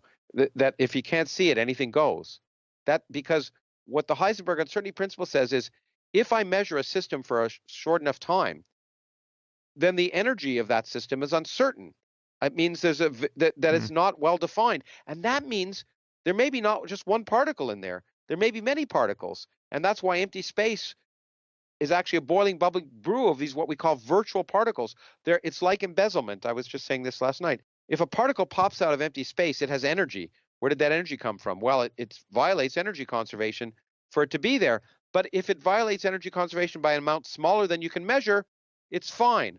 So it's like embezzlement. It's like taking money out. As long as you get rid of it before anyone notices you've taken it out, it's fine. And that's the way nature is at the smallest scales. Particles are popping in and out of existence, violating what you might think is energy conservation. But because they exist for such a short time, there's no physical way that they can violate energy conservation. And that, by the way, and we probably won't get to it in this podcast, is why it turns out electromagnetism works across the universe and the weak force doesn't, because the photon is massless and it can carry an arbitrarily small amount of energy, so it can go from here to Alpha Centauri without being measurably violating energy conservation. And that's why these quote unquote virtual particles, which is the way we think of electromagnetism now, by the exchange of these quote unquote virtual particles that would otherwise violate energy conservation, they can go right across the universe because they carry so little energy. It's an essential part of the way we understand nature and the fundamental forces. But my question is, why not, in the case of the double slit experiment, say something more like that, which is, it's not that by performing a measurement, you are meddling with the light in such a way that you're changing the physical character of the system. It's just it is an intrinsic property of the behavior of light, which is if it is informationally constrained in such a way that it could be known what path it took, it behaves like a particle rather than a wave, and that doesn't entail consciousness. Neither entail consciousness, but I tried to be precise as much as I can in this regard. And I think the word I used was if you prepare a state in a state of definite momentum, then its position will be spread out. If you prepare a state where a particle or a system in where you know it, where its position is well defined, then its momentum is spread out. The same is true. You see, what happens is when the wave comes in, it's in a state where, if you wish, it's prepared where its position is spread out. So it's in a quantum mechanical state where its position isn't well defined. Right. But then when I do a measurement on it, I change it into a different quantum mechanical state, if you wish, where its position is well defined. So what I'm doing is changing the state the system is prepared in. And if I change the state the system is prepared in, it's not too surprising, perhaps, that you get different effects. Can you delay the measurement in such a way that you can set the system up so that you could make a measurement after the fact if you wanted to, but you need not? Yeah, well, that's what we do when in some sense, that's having the Geiger counter there but not turning it on or whatever. But when you do that, you see the system as it was prepared in the initial state. Right. You haven't changed it. What I guess the point I'm trying to say to you is that you really, there's a fundamental difference between just the statement of the Heisenberg uncertainty principle, which you're right, does not involve measurement at all, and the statement that measuring a particle produces a different effect, because measuring a particle changes the quantum mechanical state of the system, and it changes it in a way which, if you wish, is exactly in accord with the Heisenberg uncertainty principle, because the original wave, a plane wave, is the perfect example of a quantum mechanical system that's defined to be in a definite state of momentum, which means it's spread out in space. But when I make a measurement, I change that. You've gone after location. Yeah. I've changed it to a system where I've specified its location, and then in some sense its momentum is uncertain. So I have to make that physical change.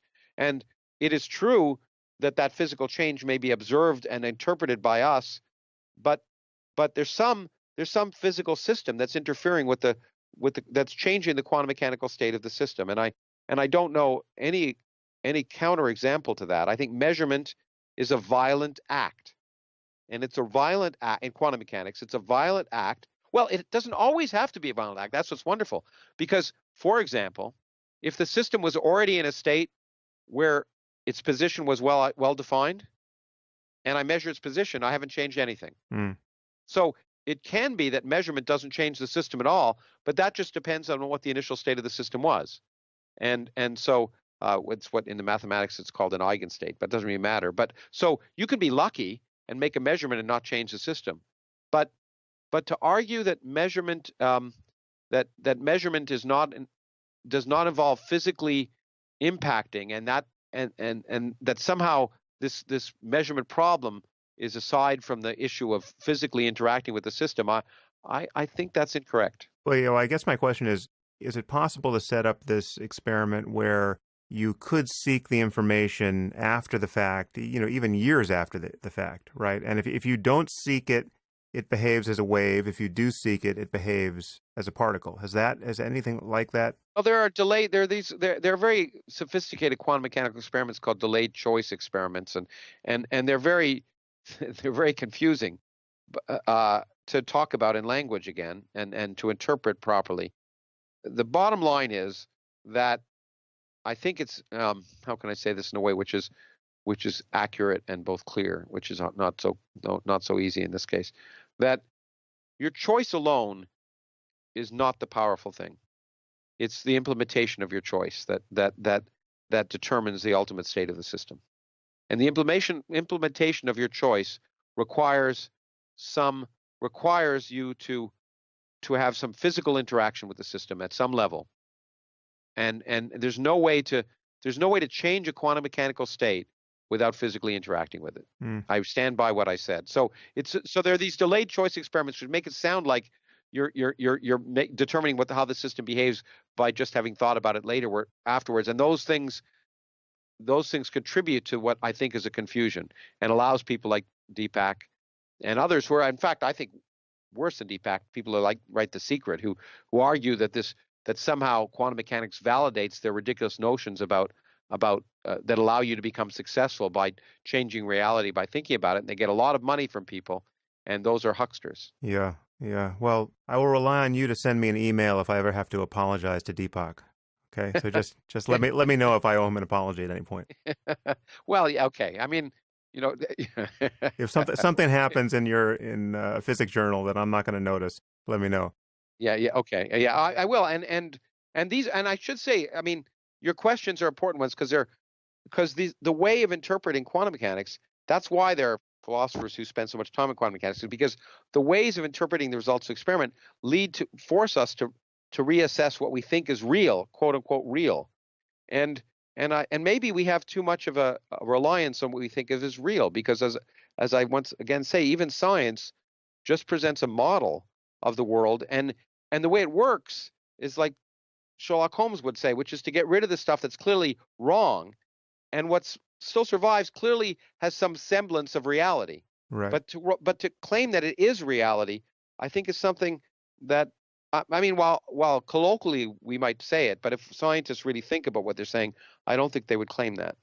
So I want to get back to terrestrial reality. Wow, yeah, boy, that was really of consequence. So we should leave that there. I mean, it's yeah. I guess just one additional point to make that cancels the people's interest in things like The Secret, which is clearly consciousness is not defining reality at that kind of macro scale. I mean, if everything had to be observed by an outside observer to be real at the scale at which we're having this conversation, well, then, I would require someone else to come in this room and look at me now in order to collapse my wave function to make me real, right? I argue to keep back to me a more fundamental thing. We are made, as I've often said, every atom in our body came from stars that exploded, and we have them to thank for being here. But the stars, the atoms, the heavy nuclei that were created in stars were created well before the Earth formed.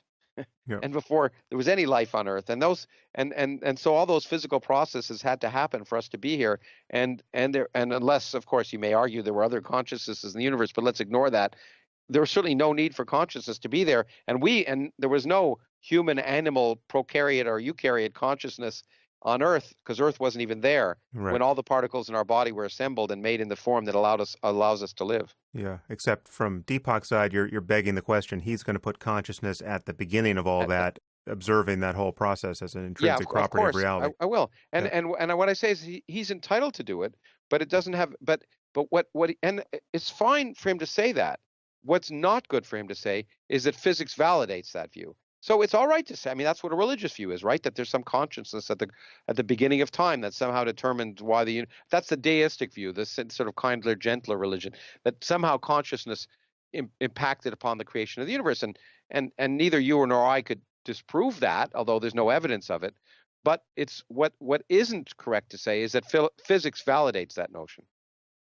So, again, now slamming into terrestrial reality hard. Okay. Physics validates the notion that there's an incredible amount of energy inside the atom that can be unleashed with the appropriate detonations. And as you said at the beginning, you are on the Bulletin of Atomic Scientists, which adjusts the doomsday clock every few years. Yeah. If I'm not mistaken, it is closer now to midnight than it has been at any point except one. I think it was like 1953 that we had a worse moment, but now is the second worst. Just say a little about what goes into that conversation that gets the minute hand to move. And is it just the prospect of global nuclear catastrophe, or is it every other existential threat that we are talking about at any current period? Well, it is now. I mean, it's, as you can imagine, it's a difficult and to some extent, obviously, subjective conversation we have. And it's amazing we come to consensus every year. I've been chairman of the board of sponsors of Bolton for maybe 10 years. But what has changed when it was created, and Albert Einstein and Robert Oppenheimer created it to alert the public to the dangers of nuclear war. And the doomsday clock is a beautiful graphic that for one day a year at least, when we set it, gets a lot of attention and causes people to think about an existential threat, which is nuclear war, which for most of the time people ignore. They really do. Yeah. We become complacent. But what we decided certainly to do consciously, maybe a decade ago, when around the time I became chair, was to recognize that there are other potential existential threats that need to be considered if we're seriously thinking about human civilization. They're not on the same scale as nuclear war in the same way. One of them is climate change. Mm. Climate change isn't likely to wipe out all of humanity in an instant as nuclear war certainly could. But what climate change is capable of doing is changing what we mean by modern civilization on the planet globally, and producing global sociopolitical disruption in a way that will change what we mean by civilization, perhaps. Okay, maybe.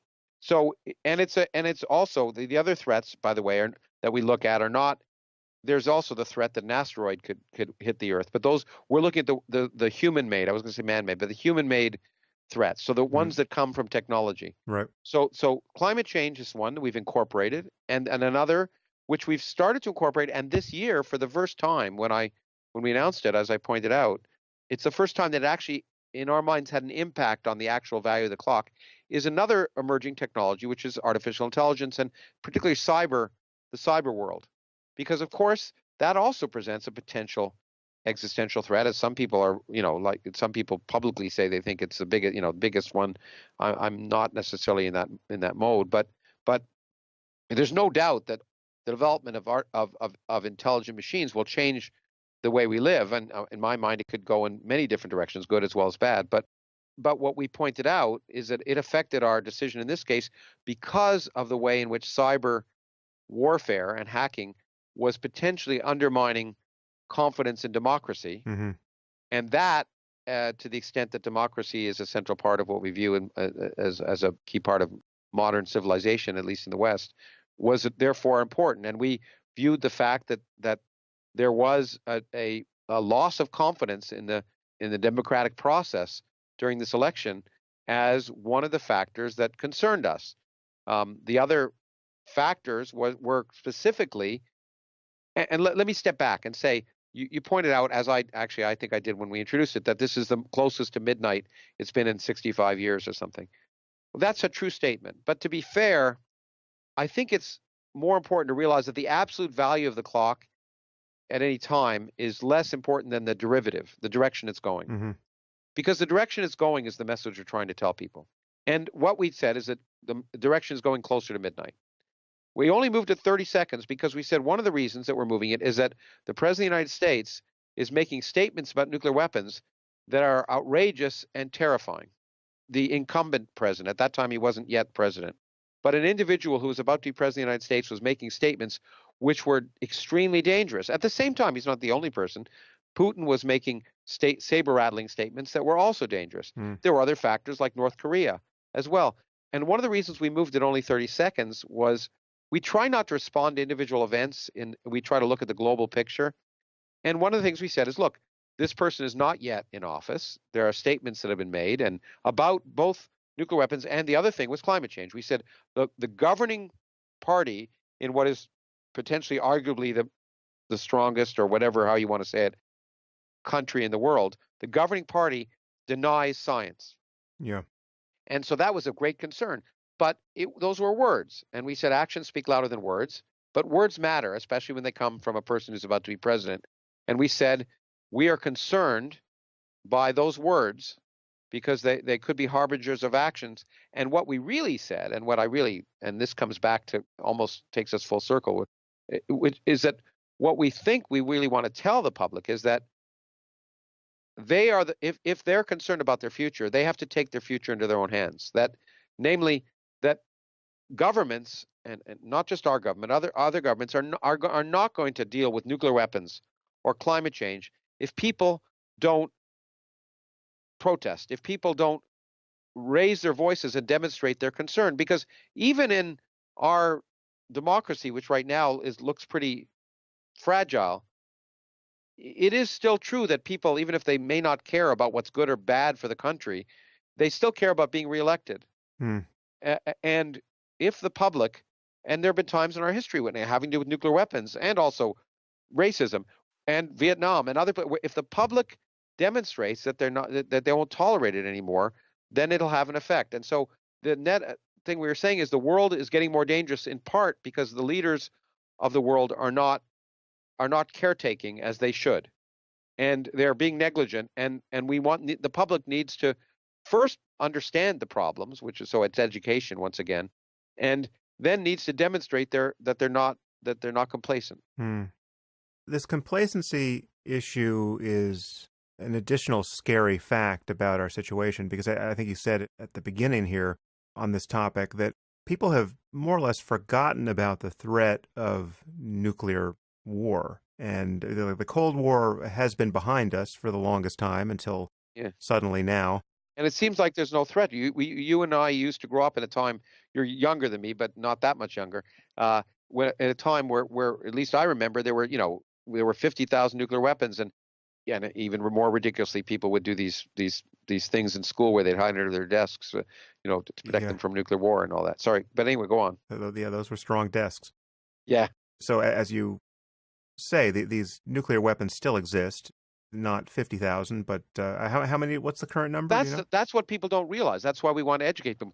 Just between the two superpowers, there's probably 5,000 nuclear weapons, maybe close to 10,000 nuclear weapons. We have 5,000 nuclear weapons. Hmm. The Soviets probably have 5,000. On active status, there's between 1,000 and 1,500 on each side of our sides, and which may not sound dangerous, but of course, a small fraction of that would destroy. Yeah, it's And completely moreover, redundant. Yes. what people don't realize, it's worse than redundant. The policies make no sense. There's no strategic utility for them Right. because we're not in a world of mutually assured destruction necessarily anymore. And the real threats are not of nuclear threats are probably not mutually assured destruction. They're terror.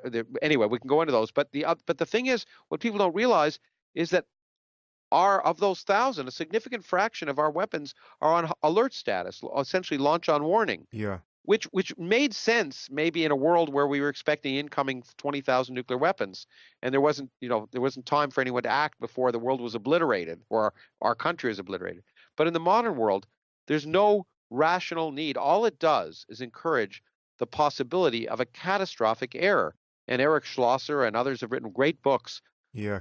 delineating how close we've come so many times. It's Yeah. amazing if you Well, think about let's it. recommend that book explicitly here. So Eric Schlosser, the journalist, wrote a book called Command and Control, which is absolutely harrowing. And there's a documentary that recently came out on PBS by the same name, which it focuses on a specific accident at a silo in, I think it's Arkansas, which just shows you just how haywire things can go based on the humble dropping of a very large socket wrench, right? Like Yeah, the guy's yeah, performing a maintenance, and this 20-pound wrench falls into the silo and ricochets off the side of it in such a way as to perfectly puncture the fuel tank. And then you hear a lot about the ensuing chaos. But the shocking thing is that the fact that we have not annihilated ourselves, or at least killed tens of millions in a single day, is due to an extraordinary amount of dumb luck. And when you hear the details, including things like we have dropped 20 megaton bombs on ourselves and two yeah, of three safeties have failed, and the final safety that didn't fail had all of the solidity of like a mechanical toggle switch, right? That had it been yeah. in a different position, North Carolina would have been, much of it would have been obliterated. It's just unbelievable that this is the situation we're in. And the technology that is stewarding our current missiles, I mean, we're talking about floppy disk drives and, I mean, just the most antiquated systems you can imagine. And we're still on high alert. I mean, so E- who knows what the Russians are up to, right? I mean, if it's this exactly. bad on our side, imagine what it is in Russia. Exactly, and in fact, there's one of the more harrowing examples for me is an example from Russia. It was someone we actually wanted to nominate for the Nobel Peace Prize because, unlike many people who win the Nobel Peace Prize, he actually saved millions of lives. He was working he was in a missile silo, a Russian missile silo, and there was a false positive. There was a signal coming that it looked like a missile was launched from the United States, and then a minute later another missile was launched, and then a minute later another missile launched, and he got the order to launch his missiles. Hmm. and he disobeyed that order. Yeah. And then within minutes, of course, they discovered there was a computer glitch. But had he not done that, the world would be in a very different place. And it's amazing. It's that kind of thing. I mean, that kind of, and happily, you might think he was killed for that, but he wasn't. In the end, he was pensioned off. But um, that kind of act, we can't rely on that kind of accidental good judgment to save the world. And But just, I mean, just to step back for a second, we have put ourselves in this situation where, based on the crassest political processes, we are now perpetually under this sword of Damocles of our own devising. yeah, yeah, That's so mistake prone. And now, as you say, with the dominance of cyber reality in our lives, yeah. and the capacity for misinformation to spread, and for our early warning systems to be hacked, the prospect of misinformation triggering this system of self-annihilation that we have built and maintain, and barely maintain. It's insane that no one's thinking about this, or, I mean, no one in the public is thinking about this. Well, people. Well, exactly. That's the public. There are people thinking about it. And I will say, again, to promote, not really promote, but my Origins project, which I'm very proud of, and you've been at some of our events. We did an event on AI recently, but we actually are planning, in collaboration with the Bulletin and a foundation, to look at exactly the relationship between cyber and nuclear issues. We'll probably run an event, both a public event and a rather high level study group on just that, because I think it's what's surprising is that we don't Mm. those two communities don't speak together as much as you think. But there is a real concern, right, with cyber hacking. What can you do to make this happen? And and you're right that the public needs to be concerned. But let me point out, one of the arguments that's made is, well, we need to do a $1 trillion upgrade of our nuclear weapons systems in order to make them, better. Well, at first more accurate, and maybe update the technology. But what's amazing is that it begs the question of, wouldn't it be much simpler, since the system is just a recipe for disaster, to get rid of Mm. of the Yeah. largest part of it, saving a huge amount of money, reducing the risks overall of having a catastrophe, and leading to a saner world. So rather than spend $1 trillion and have a system that inevitably increases the risks of use, why not simply get rid of most of it? And ultimately, it'd be great to have a world where we get rid of all of it, and there are people who've advocated that. But we don't need even 1,000 weapons. We don't even need 100 weapons, especially if apparently our major concerns are countries that have very few weapons. Mm. And in fact, we have concerns about countries that have no weapons. I mean, this whole concern about Iran, which was, happily, it doesn't have weapons because we acted rationally, which was diplomatically and not militarily. Um, and so our whole we are actually violating the Non-Proliferation Treaty, which we're apparently signatories of. Okay, the Non-Proliferation Treaty was signed by most countries except for the obvious ones: India and Israel and Pakistan and North Korea. I guess I don't. They may have signed it once, but anyway, certainly Israel, India, Pakistan, those, and we sort of view them as outliers because they didn't sign it.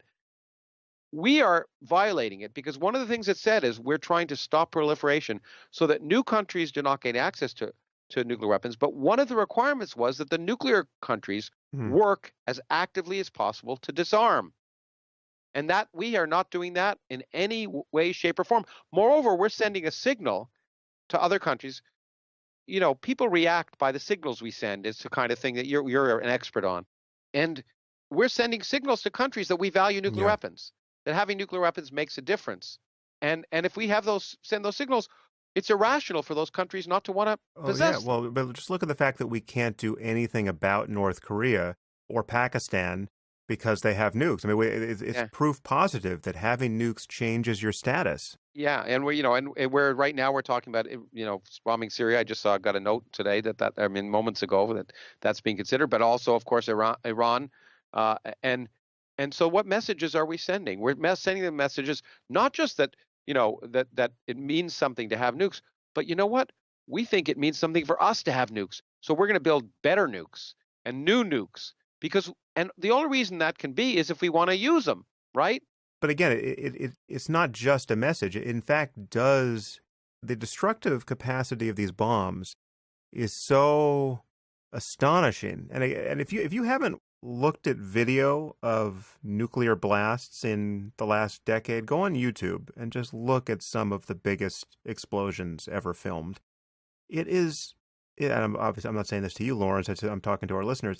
I recently did this, and I was startled to realize as I was looking at this footage that I hadn't looked at it in years and years, Yeah. right? And as a meditation exercise, just try to get an intuitive sense of what you're seeing here and map it onto the city where you live.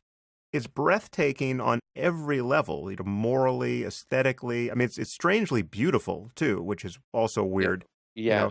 Nature is both terrifying and beautiful in many ways, and it's a natural. I mean, whether you like it or not, the nuclear weapons represent a natural phenomena that is remarkable, and it's a phenomena that makes our life possible inside the sun. But it's also terrifying.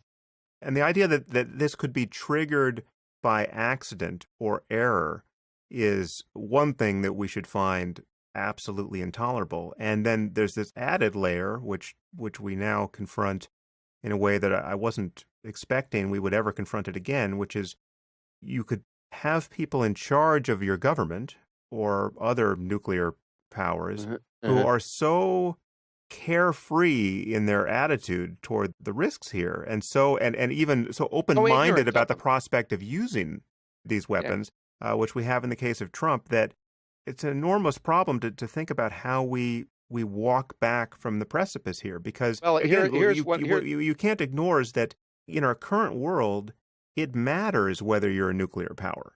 Yeah. It does, but you know what matters is we treat nuclear policy in a different way. I wrote a piece on this in the New Yorker once, and because of Trump, there's a discussion, but I don't think it's going to happen. But many people also don't realize, and this is terrifying to people, doesn't matter who's president, there are no checks on the president. The president can order nuclear weapons to be used, and there's no procedure for anyone, for Congress, for the Joint Chiefs of Staff, or anyone to circumvent that order, except maybe someone on the ground. And many of us just found out about that with the inauguration of Trump, right? I mean, it's like exactly. We thought that there was some sensible process by which you could constrain the impulse of some president who's grown demented or had a stroke or just is drunk. I mean, I think there actually is a story about Nixon when he was drinking a lot during Watergate that some admiral said, listen, if the president says anything to you about the codes, you're going to call me before you do anything. Yeah, you have to openly disobey. And look, I mean, again, it wasn't crazy. There was a claimed reason for this, which was, again, mutually assured destruction. When there were 50,000 nuclear weapons, then you got 10 minutes or 15 minutes, and so, but we don't live in that world anymore, where that's, or maybe we still do in some sense, but the public should be aware of it and decide which risk they'd rather face. To me, that's the whole point of science, as a basis for public policy, is that scientists shouldn't make public policy, but the empirical evidence and the results of science should form the basis of public policy. So the public should be informed. They could the country could decide to do nothing about climate change, but we shouldn't lie about it. We should say, okay, this is the world we're going to create, but for one reason or another, we want to make money, or we want to do this or that. That's okay. If the public, that's part of democracy. But the public needs to know these things about nuclear weapons, and that's one of the reasons things like the Doomsday Clock, which hopefully can alert the public about that, and about the silliness, about the fact that talking about strategic nuclear policy is almost an oxymoron, because there's no place where nuclear weapons, using them, makes sense. And moreover, other things that have been ridiculous that I've written about for a long time, that missile defense, we spent over $1 trillion over the last 30 or 40 years on missile defense. It doesn't exist. Actually, I want to ask you about that. So there have been successful uses of it in Israel against the Iraqi Scuds. Well, but even those, if you read some of the real data, suggests that the claimed successes are far exceed the actual successes. So do you not put much hope in the prospects of building viable missile defense 10, 20, 30 years? No, okay. There's good reasons for it. First of all, unlike a Scud, for example, a nuclear weapon is different. So there's really basic physics arguments. In general, when it comes to all weapon systems, offense is cheaper than defense. Yeah. So let's say we did build a missile defense system that was 50% efficient, which we don't have. Okay, but let's say we did. I'm talking about nuclear ballistic missile defense. Okay, then you have what that means is that for every 2 missiles you send, one will be intercepted. But once you've figured out how to build nuclear weapons, it's a lot cheaper to build 2 nuclear weapons instead of 1. Yeah. Also, you can build warheads that fragment into 20 separate. Well, that's the next stage. No, our missile defense system has never been tested against a realistic threat. It's failed miserably in many cases against unrealistic threats. So, namely, sometimes it succeeds when the missile defense system is told where the missile is coming from and when it was launched, then boy, it can intercept it. But it's never been tested against realistic threats. And I used to say, when George Bush was talking about in 2004, he said, we're going to build a missile defense system. We're going to deploy it next year that will be 90% efficient or something.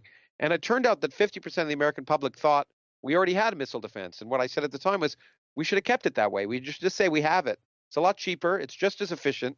It's just as effective as a non-working and less threatening because it's less proliferating. And so people have looked, and physicists have done many studies of different ways of defending against early stage missiles, and so that ultimately there's no way to have anything that Ronald Reagan thought of as this Star Wars barrier against nuclear missiles, because you can always build defensive systems that are cheaper and can avoid defenses. Yes, you can make the enemy spend more money in certain sense, but it's largely strategically a waste of money, and it is inherently destabilizing because what it does is encourage countries to simply create more nuclear weapons. Because even if we had a 90% efficient system, the 10% is a disaster. Yeah. Well, not just but you can ask how likely it is. How many weapons do you have to go send before you're guaranteed to get to have a successful strike? And it's something like 4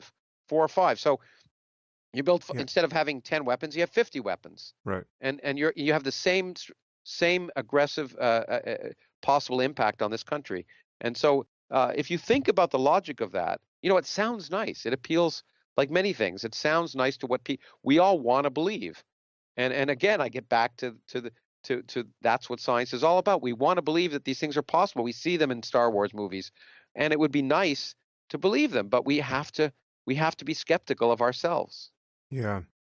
Well, on that point, I see we're coming up on the 2-hour mark, but I want to touch on Trump because I find this, and I know you and I are going to fully agree about his character morally and intellectually, but I am now perpetually living in this situation where seemingly smart, well-intentioned people who are interested in the conversation we just had, right? Who are listeners of this podcast, who want to know about science, who are atheists, who basically love every noise that comes out of your mouth on the topic of science versus religion. When we get to the topic of Trump, and now it's, for many podcasts running now for me, it's always sort of humming in the background so people know they're going to be ambushed in an unpleasant way on this topic.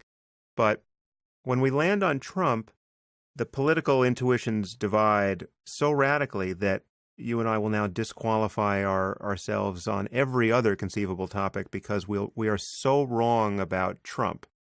Yeah. And there's something very crazy-making about this because I really feel like we're living in a society now where something like half the people are failing a test of moral intelligence, for lack of a better word, and it's an extraordinarily easy test. Like, this is not a hard one. This is whether there's something wrong with lying at a scale that we have never seen before in our political life. Whether there's something wrong with having promoted a person to the highest office in the land who not only doesn't show any evidence of having the competence that you would need for the job, but shows no interest in acquiring that competence and says things like he's the smartest person who's ever lived, essentially, Yeah, right? So like yeah. there's a There's a level of difference between him and delusion. yeah. There's a level of intellectual laziness which we saw in Bush, but Bush didn't never made the pretense.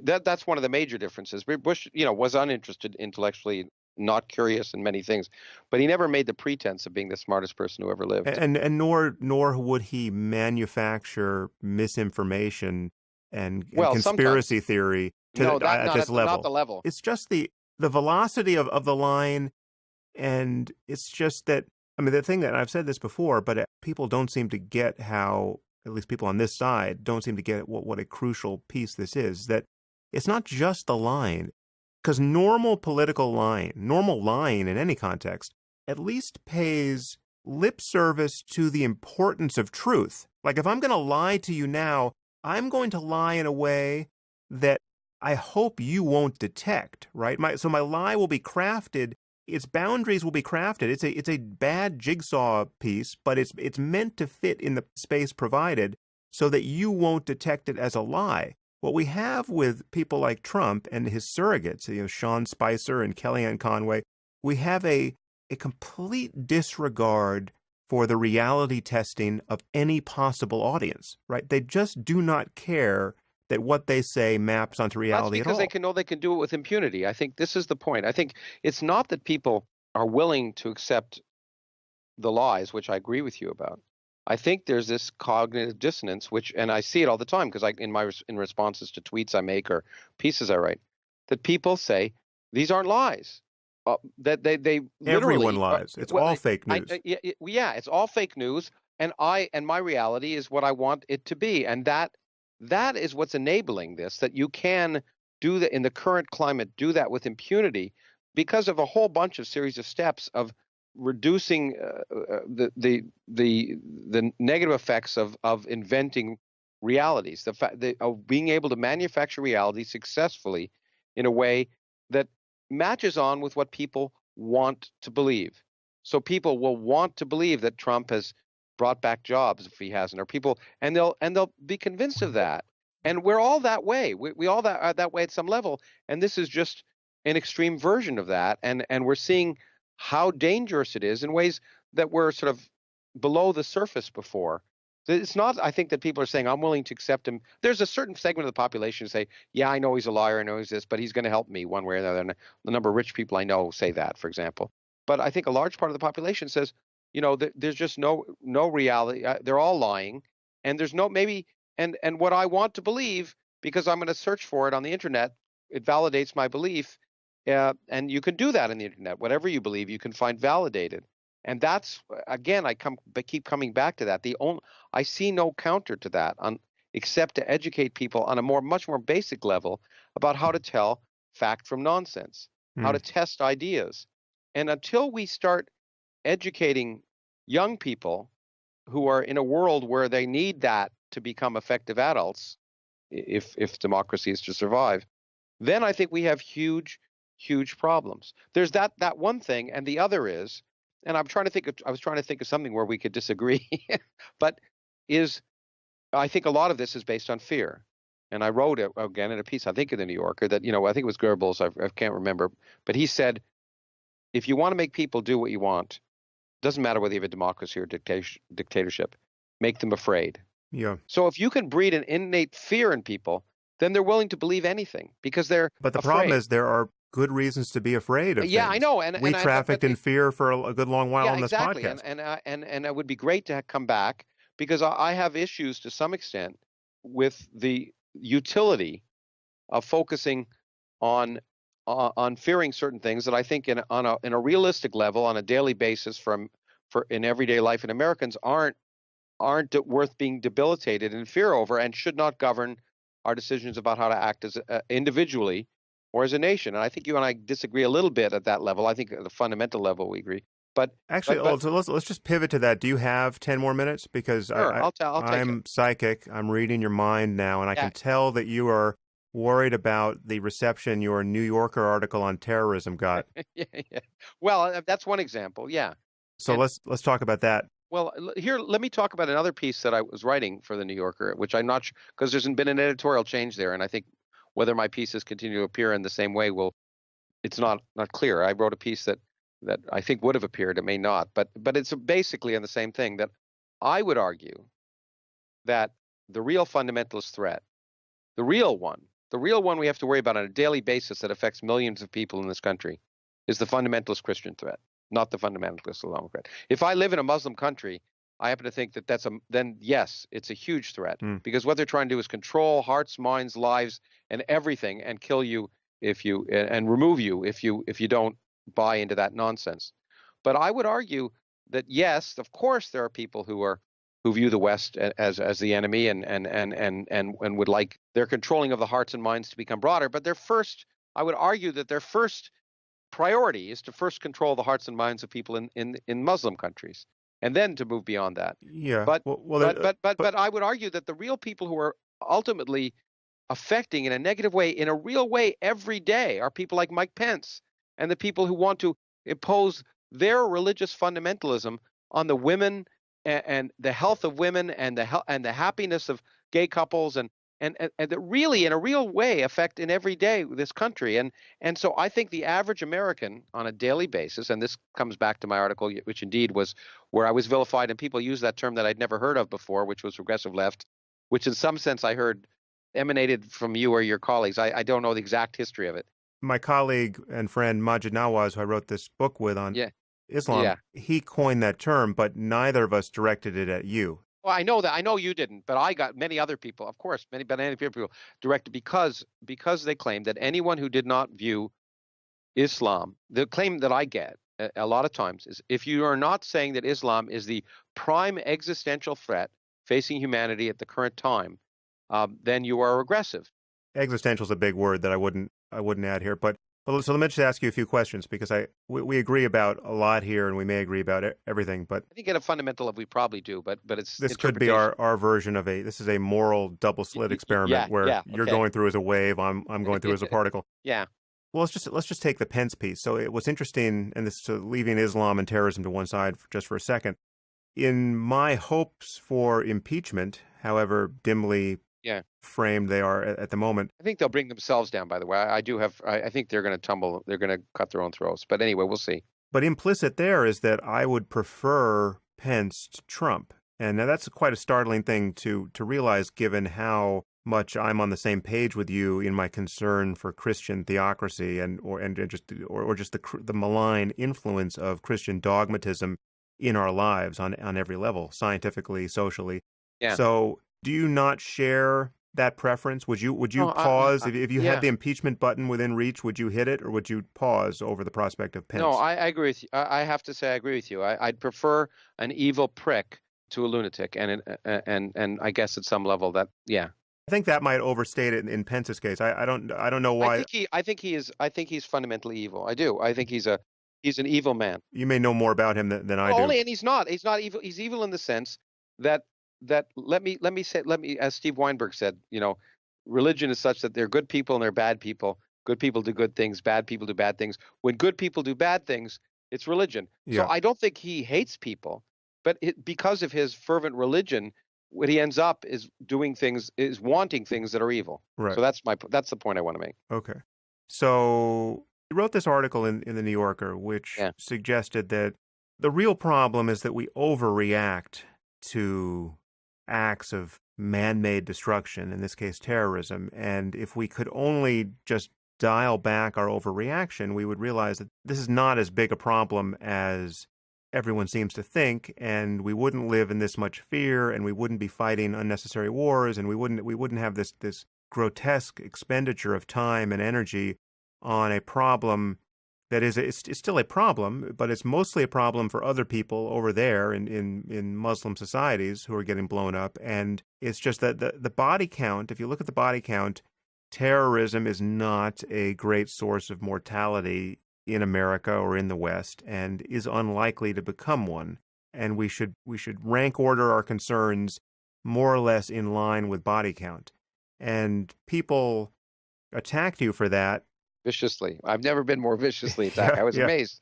Really? Yeah. Anyway. And that's a measure of their fear. But I think it's also a measure of a couple of things you got wrong in that analysis. And the one that I think is the most important, which is even granting your analysis that people are irrationally afraid of this particular source of destruction. I think that that irrationality is so deep that you have to price that into the consequences of the next terrorist act. So, for instance, the next hurricane we have that kills 3,000 people, we are just going to clean up after the hurricane and initiate our own, local disaster relief and move on. The next terrorist attack that's on the scale of 9/11 that kills 3,000 people in an American city could completely tank the global economy, right, given the reaction. And Yeah. Well, look, I mean, absolutely. then I would argue that given how likely that, on your terms, overreaction is, we should price that in advance, knowing that it's going to destabilize us for a decade. And then we have to be motivated to prevent it along those lines based on the real cost, however irrational it is. Well, yeah, look, I think you're absolutely right that because of the overreaction to terrorism, any major attack like 9/11 will have a dramatic effect on the world economy. And I argued actually after 9/11 that in some sense the terrorists won because of the fact that I had to take off my shoes. The fact that my life was changed dramatically because of the fact that they'd successfully hijacked a few planes, and that every person in the world now had to change the way they traveled at an incredible economic cost, Mm. was, in my opinion, giving in to that. I mean, allowing them to win, because what the effect was far greater than just the horrible. And I don't want to. And once again, you know this as well I do. I don't want to minimize the horror and the violence and the disgusting things that are done in the name of in that case, in the name of some perverted view of Islam, or maybe even not that perverted view. It's just a literal view, perhaps, just like any literal view from Judaism would be perverted too, because you'd stone your children and stuff like that. But I think you're right that it will have an effect. But I think we feed into that by the minute that there's a 10 people killed, when in the and I guess I find it remarkable in the country which does nothing about gun control, which Mm. does nothing about stopping children being shot in classrooms, in which that same year there were 345 mass killings last year, the year I wrote the piece. 345 of them, and more than 4 people were killed by guns in Yeah. a year. Okay, and there were two examples of a quote unquote mass killings done in the name of terrorism, namely people motivated not because they were jealous of their, or whatever, it was because they declared allegiance to whatever. That we should ask ourselves, we should not ignore the threats that exist. And we should not ignore the fact that there is potential, for, I happen to think that going back to nuclear weapons, a much greater threat than wasting our money on ICBMs, which basically puts a cross on your country, right? You send an ICBM, we know where it came from, we destroy you. If you blew up if you had a nuclear weapon in a canister in New York Harbor, it'd be a lot harder to know where it came from. And if you ask me, we should spend more money on that kind of defense Mm. against nuclear threats. Um, so those threats are real, and we should be thoughtfully caring about them. But to argue that every American, that we should, the real reason I wrote that article was in response to what Trump was trying to do now, the claim that we should stop Syrian refugees from coming into this country, Yeah. that the women and children are dangerous because one or two of them might kill some people. But these are that I find that so offensive. These are the people who are victims of violence in the name of Islam, in the most part, or in the name of greedy dictators, or you pick your choice, Mm. and that we should fear them. That's what motivated that article, and it's still what motivates me, because we benefit far more from, there's a young woman from Afghanistan who I'm happy to say is now studying here, who you may know the story of her that Yeah. we helped. Yeah. But Great story. but these stories are great because these are the people that are going to make America great. A lot of them. These are the people that, this country has been built on refugees. And so to build the fear of people, because there might be a dozen or 100 Americans killed because of it, it may sound cold-hearted to say it, is, I find, distorting, making the noise much more prevalent than the signal. So I agree with much of that, but I think there are still a few strands you're not acknowledging which should change the calculus a little bit. For instance, I would say that on the Syrian refugee piece, it's not even or need not be the case that our country is made better by immigration. I mean, let's just say let's remain agnostic about that. Okay, yeah. We have a moral obligation to help the unluckiest people on earth, right? I find it intolerable that we are now so terrified of what might happen that our ability to respond to the worst cases of human suffering is being hampered. I mean, that's much worse than having to take your shoes off in the airport. That's Yeah, the yeah. moral stature of our civilization is being eroded. I never talk in moral issues. I should say that. I try and avoid the moral question. I know you do, and I appreciate your thoughtful views on that. But you do. I mean, you talk about good and evil, I guess I talk about ethical issues, or well, that's what I mean. what's reason. What I guess I try and say what's reasonable. But Right. anyway, go on. And I know we think morality and reason are tightly mixed, so we're in agreement there. But anyway, Yeah. sorry, go on. So we want to help these people, and and that's just based on a recognition that Of our common humanity. yeah, our common humanity, and that it's just by dint of sheer good luck that you're not a refugee trying to get out Yeah. of Syria right now, And it's yeah, exactly. And or it's your by own the child. and it's Yeah, a sheer not I'm not sure it's good luck. It's a sheer accident that I happen to have been born in the United States and not, and it's this accident of birth, and that's why you did not earn patriotism it. doesn't. Yes, Yeah, I mean, it doesn't mean anything to me because if I'd been born in, I grew up in Canada, living in two countries, you learn that all this patriotism stuff is a little myopic as well. But anyway, so go on. but a few issues. One is that one difference, obviously, between a natural disaster and an act of terrorism is that the act of terrorism being an intentional act born of an ideology that is contagious, right? That these are ideas that are spreading into minds that are, unfortunately, these ideas are captivating enough that even psychologically normal people can be captured by them, Absurdist. right? We all are subject to irrationality and No, but here we're talking about martyrdom-based yeah, craziness. jihadist Yeah, violence, yeah, right? yeah, yeah. So there's the spreading memes that we're worried about, and there's the fact that each new terrorist attack signifies this spread and the potential for destruction at a much greater scale of the sort that you just described. So, for instance, if someone smuggles a shipping container with a Hiroshima-sized bomb into New York Harbor, we can be pretty sure at this point that it wasn't the fundamentalist Christians. This is now to divide concern about fundamentalist Christianity from jihadism. Yeah, no, one group is trying to kill us, one group is just trying to kill our soul. Okay, I mean, when I know well, whether the soul, but kill what makes living worthwhile. I mean, the hope and dreams of you and your children, and they're two very different things. One is violent and awful, but one is intrinsically, I think, as violent. but even they're at a different scale. So, for instance, life under the Islamic State is quite a bit worse than Oh, it anything is. It, Mike Pence would want to on his absolutely, worst day would want to implement absolutely, here. Right. absolutely. And if we lived in an Islamic state, I'd be extremely. I mean, look, I agree with you. There's no comparison, and I think you're absolutely right that that spread of violent craziness that is so based on the literal interpretation of an ancient book that is awful. But what we need to do, it seems to me, as a country, and I said this after 9/11, I said, don't bomb Afghanistan. Just, find Osama bin Laden.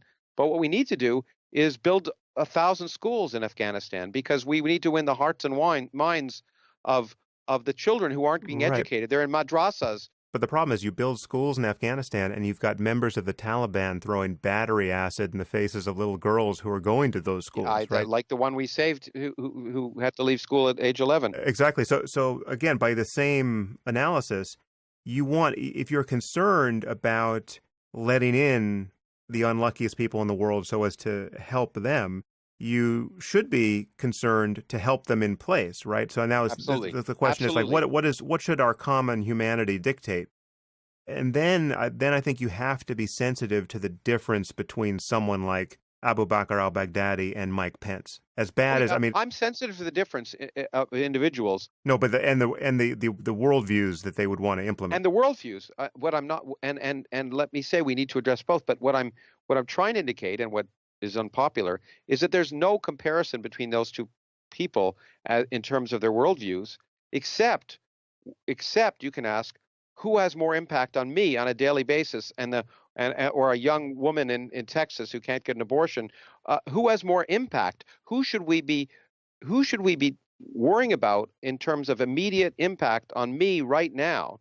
And but that doesn't mean we shouldn't worry about the other. In fact, I do think we should be spending a lot more money on I wrote a piece once, not in New Yorker but Scientific American, when I had a column there saying educate women, save the world, that we need to be spending huge amounts more on the infrastructure of basically trying to do what we can to make countries where people are displaced and in some sense have no hope for the future except for some ridiculous religious zealotry, and build technology and bring and educate women so that they can help their children, because there's a lot of evidence that if you educate women, then they do Yeah. much more to anyway. So Well, we totally agree. We totally agree there. But let me just speak to the physicist in you here, because you are okay. living right now in a superposition of all possible terrorist atrocities, Yeah. and some are more likely than others, and some are fairly likely. Some are so likely that you and I will both be surprised if we get out of the next decade without them happening, right? So I would say that something on the order of September 11th happening again in our lifetime is it's not 1 in 100. Yeah. It's Yeah, got to be. it's awful, but Sam, here's the difference. My point is that you have to price that in now to your model. I So do. I do have to, and I have to say that one is virtual and one is real. So there's a virtual threat of a to use a physicist's language. The threat of another 9/11 is virtual. The threat of Mike Pence is real. We have to take both into account, but to focus on the virtual threat and to argue, and I hate to say it because it makes me sound cold-blooded. I do not want 3,000 people to die and to families to be displaced and cities to be wrecked. But if another 9/11 happened, it's an awful thing. But in my mind, it's much worse if we let this country become a theocracy. wait.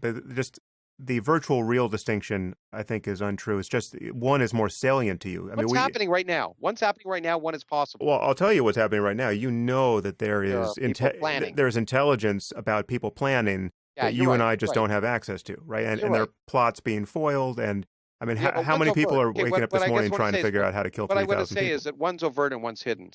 So Pence can go break a tie right now and openly say in Congress he's going to break a tie so to so that lesbians and gays don't have equal rights. So he can say, so one is overt and one is in secret.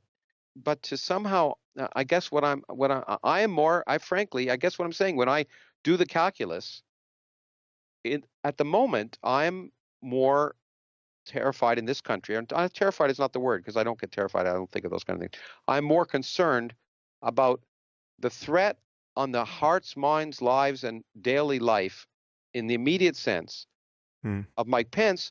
But it would be ridiculous not to try to explore the possible threat on the hearts, minds, life, daily lives of people in this country of that external threat. And moreover, and like you, I think like you, what I feel is that the best reaction to that external threat is a long-term reaction, that I don't think generally military solutions work for very long or very effectively, that we need to work very, very much harder to battle the control for hearts and minds in those countries that are generating those terrorist threats. It's not the Hmm. terrorism, it's the cause of the terrorism that concerns me. And that there's an old statement, and you're going to say it's very naive, and maybe it is, but if the only tool you have is a hammer, everything looks like a nail. And I'm an educator. I think ultimately it's a long-term process to overcome the backward intellectual environment that fosters an environment based on fear and ignorance. The two go together, and it happens in this country too. We're afraid. That's the reason why people are anti-science too. They're afraid of a world that may not be the world they want. Fear and ignorance go together, and the two together breed terror and bad policy. And I think we have to fight them everywhere. Yeah. Yeah, Well, and I think, you know, so at some basic level we disagree. I just am amazed that we accept that we just seem to be moving to accept these kind of intellectual violence that's occurring from the Christian right of this yeah. country, I don't think we as if it's disagree at normal. all. We don't disagree at all on that front. And As you know, I wrote a short book just focused on Yeah. Christianity. I mean, Yeah, it was a brilliant and important book, and I don't want to forget it. and I certainly haven't forgotten how much I don't like the aspiring theocracy of fundamentalist Christians. It's just at the moment, I mean, this is all of a piece, as you say, with misinformation, ignorance, mere fear and hope, Yeah. unregulated by any rational consideration of the world we're living in and how to maximize human well-being. So it is a common project dealing with the lies of someone like Trump, the delusions of someone like Pence, the notion of martyrdom in the Muslim world. I mean, we have to debunk bad ideas in any way that we can, and science and a rational education is really the best tool we have in hand to do that. But as you know, this is a tall order because we know Yeah, it's we a could tall put order. you in a room with a trained Yeah. physicist who believes that God has tuned the universe to be exactly as it is, and it's not only a generic God, it is the Christian God, and Jesus is his son. No, it sounds, yeah, I think we're agree. It sounds naive. This is a fascinating question. I think these kind of discussions are important to have, and what worries me for both of us is when you start to ask a question, when you start to question what is the common meme of the group you're in, and people want to silence you, or say, you know what, you're a scientist, you shouldn't talk about politics, or you're this or that. That's when we have to consider. So I think we both agree. Let me just summarize that nothing should be sacred. In particular, the things you and I should say shouldn't be sacred, and we should question ourselves all the time, even when we're advocating what we think is right. Yeah, yeah, And other and none and the health of the so-called free thought groups should be to encourage free thought, to encourage discussion, not to say, I disagree with you, you're wrong, and you're no longer part of my in group. I think that's what neither of us want, and I want to use